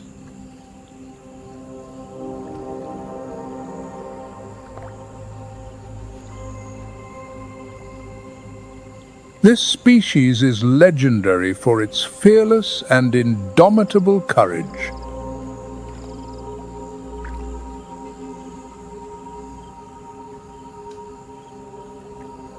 Each species, from the zebra to the honey badger, plays its part in the savanna's stability.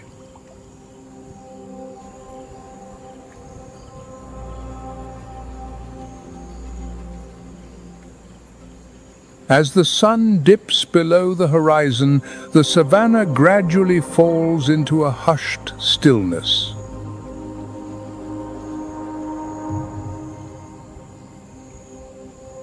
The painted wolves retreat after an unfavorable encounter, leading their pups to safer grass.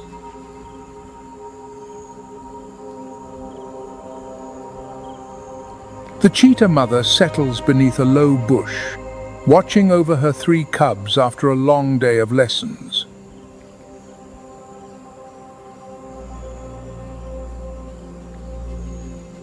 Above, the leopard remains motionless on its branch, resting but never truly letting down its guard.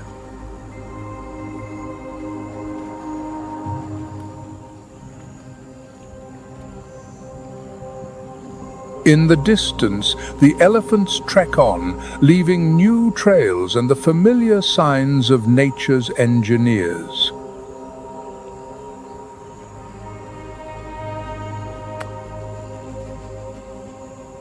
Each species, great or small, fulfills its unique role to create the steady pulse of life on this vast land.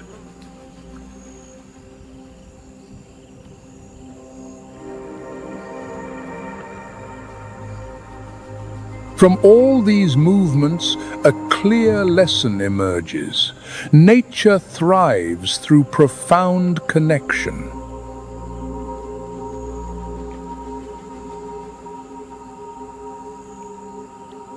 painted wolves rely on the unshakable power of solidarity.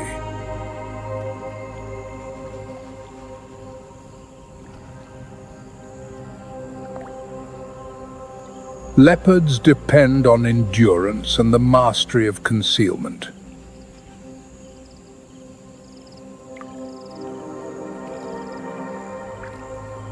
Cheetahs rely on the caution and persistence of a mother. Elephants rely on memory and collective responsibility.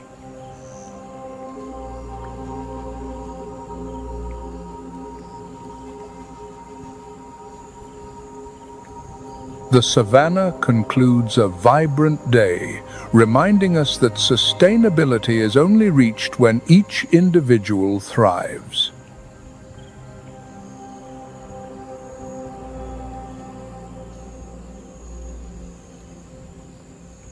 When every species understands its role and harmonizes with the greater tapestry.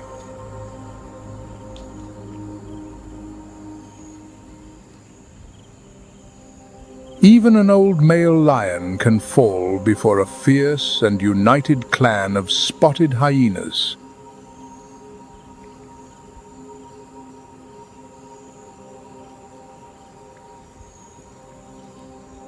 Is this merely an instinct for survival, or an ambition to dominate the entire savannah?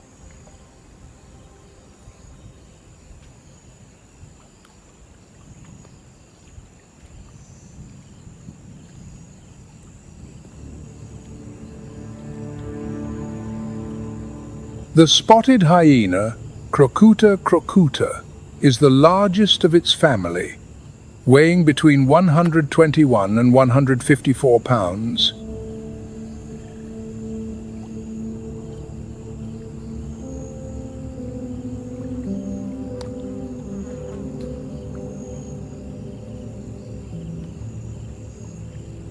Unlike most predators, here the females hold absolute dominion.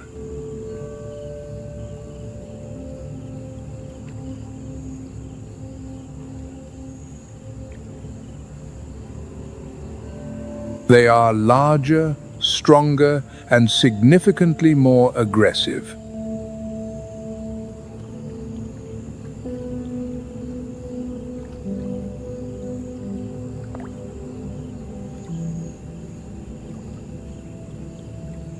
This stems, in part, from high testosterone levels while still in the womb.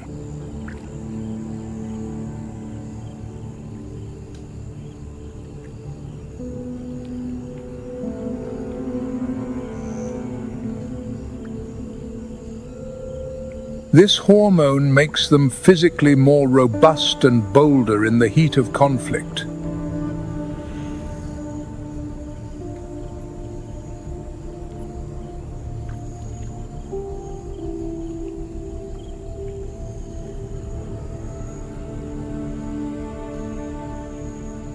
Matriarch bears the physical hallmarks of dominance, a biological masquerade that grants her absolute rule.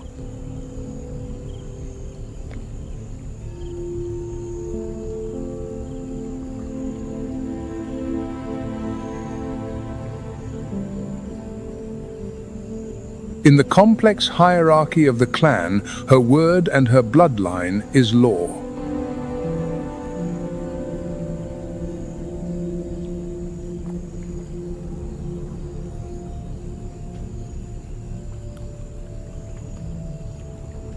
These animals live in complex social groups called clans, which can number over 80 individuals.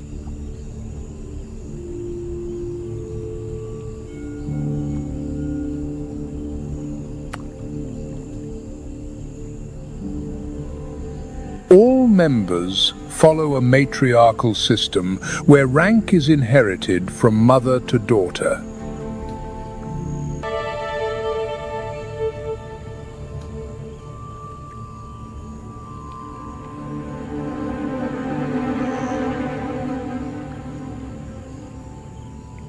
From afar, Dust clouds rise under the heavy tread of Cape buffalo, the giants of the plains, each weighing nearly 2,000 pounds.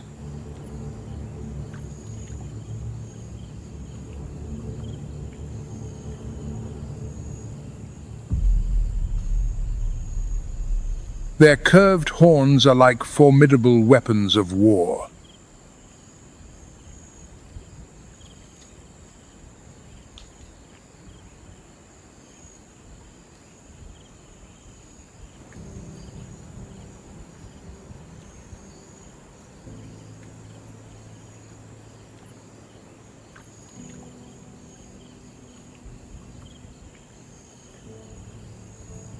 From the slopes, a lioness has spotted a herd of Cape buffalo moving slowly toward the marsh.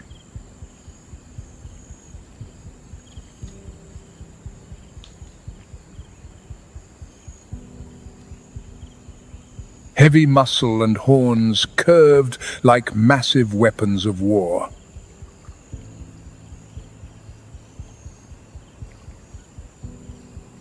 Even lions must exercise extreme caution around them.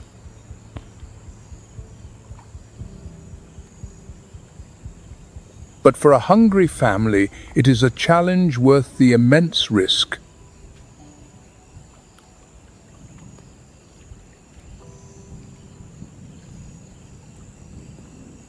The entire pride lowers itself, snaking through the low acacia scrub.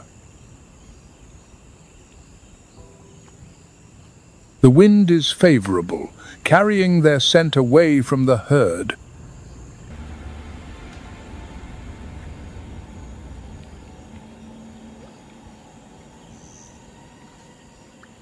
On a golden afternoon, beneath the shade of a low acacia tree, a cheetah family waits.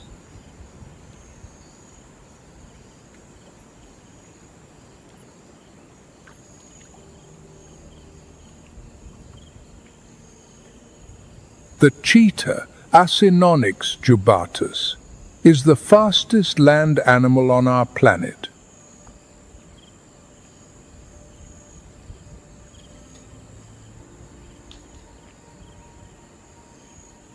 Their speed can exceed 62 miles per hour in seconds, yet they can only sustain the chase briefly.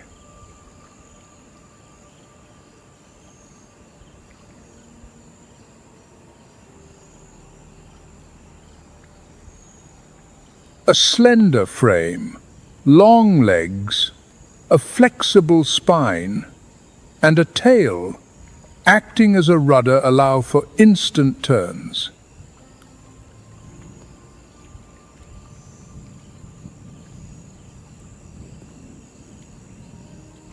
This family consists of a mother and several cubs, no more than 6 or 7 weeks old.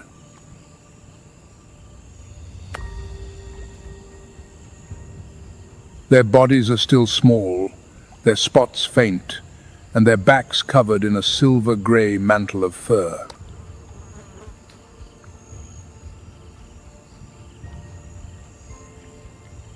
This is the stage where the mother must hunt constantly to provide enough milk and meat for her brood.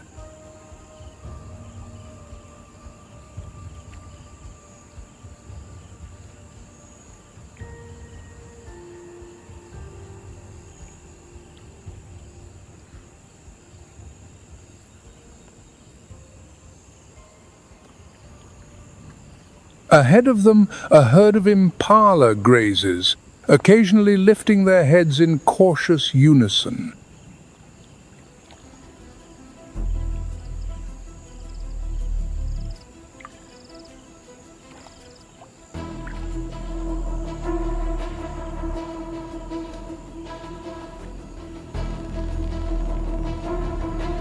The mother bellies to the ground, moving with silent precision, her amber eyes locked on a stray yearling.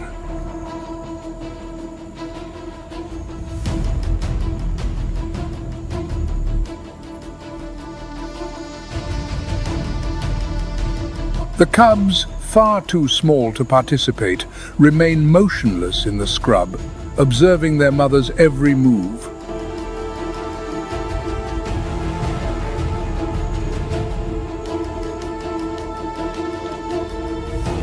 When the distance between her and the prey closes to just a few dozen yards, the mother accelerates.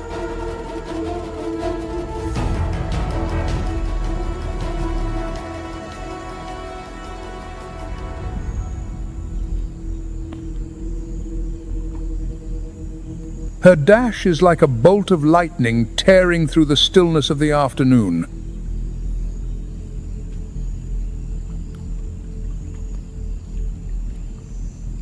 She has only just begun to drag the carcass toward her young when a raspy laugh erupts from behind.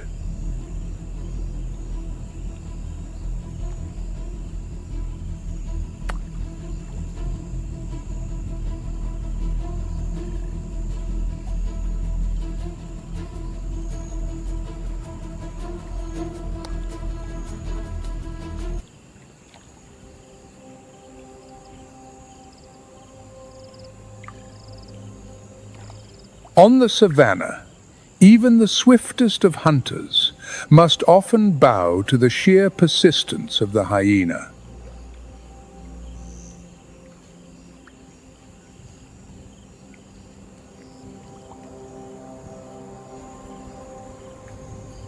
From the far reaches of the plain, a family of African elephants approaches.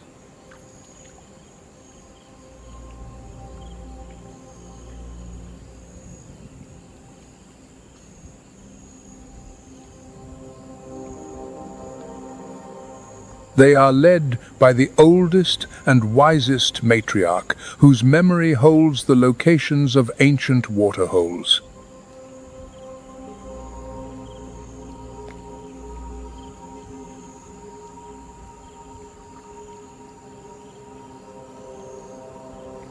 The African elephant, Loxodonta africana, is the largest land animal on the face of the earth.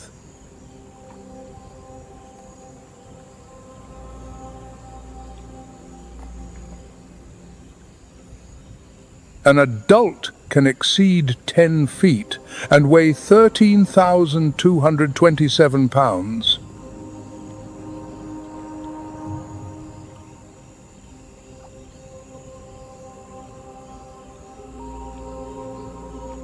Their massive ears not only detect distant sounds, but act as radiators to cool their massive bodies.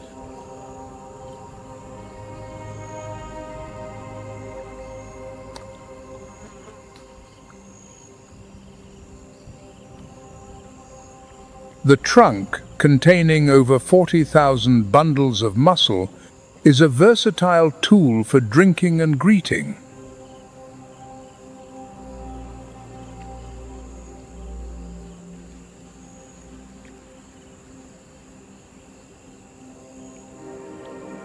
The herd moves in a stately line, with the vulnerable calves protected in the center by towering adults.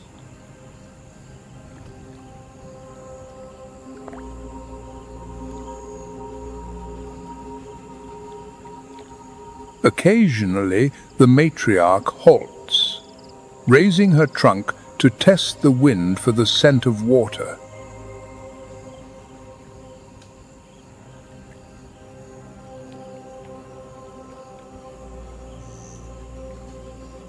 After several hours, the earth beneath their feet grows darker, a welcome sign of moisture.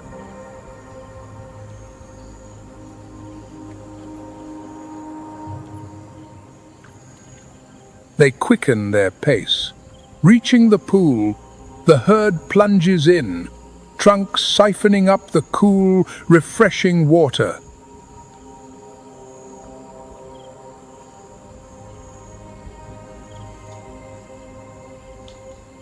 As the herd departs the waterhole, they follow their old trail back to the foraging grounds.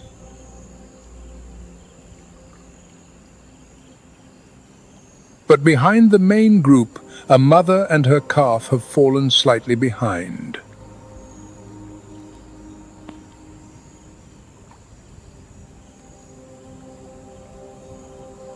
In the thick grass along the path, several low, dappled shapes begin to manifest.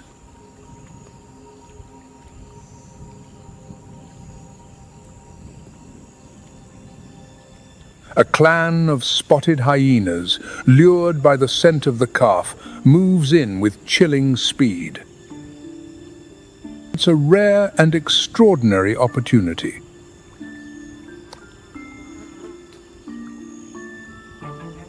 The mother instantly wheels around, shielding her young, flaring her ears, and trumpeting a piercing blast.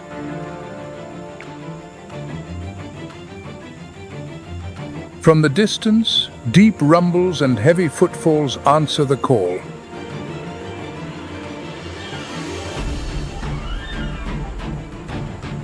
The herd has heard her.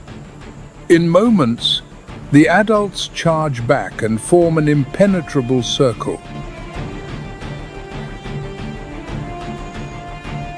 Overwhelmed by size and sheer numbers, the hyenas surrender and melt back into the tall grass. Soon, the mother and calf rejoin the herd, surrounded by massive bodies like a living fortress.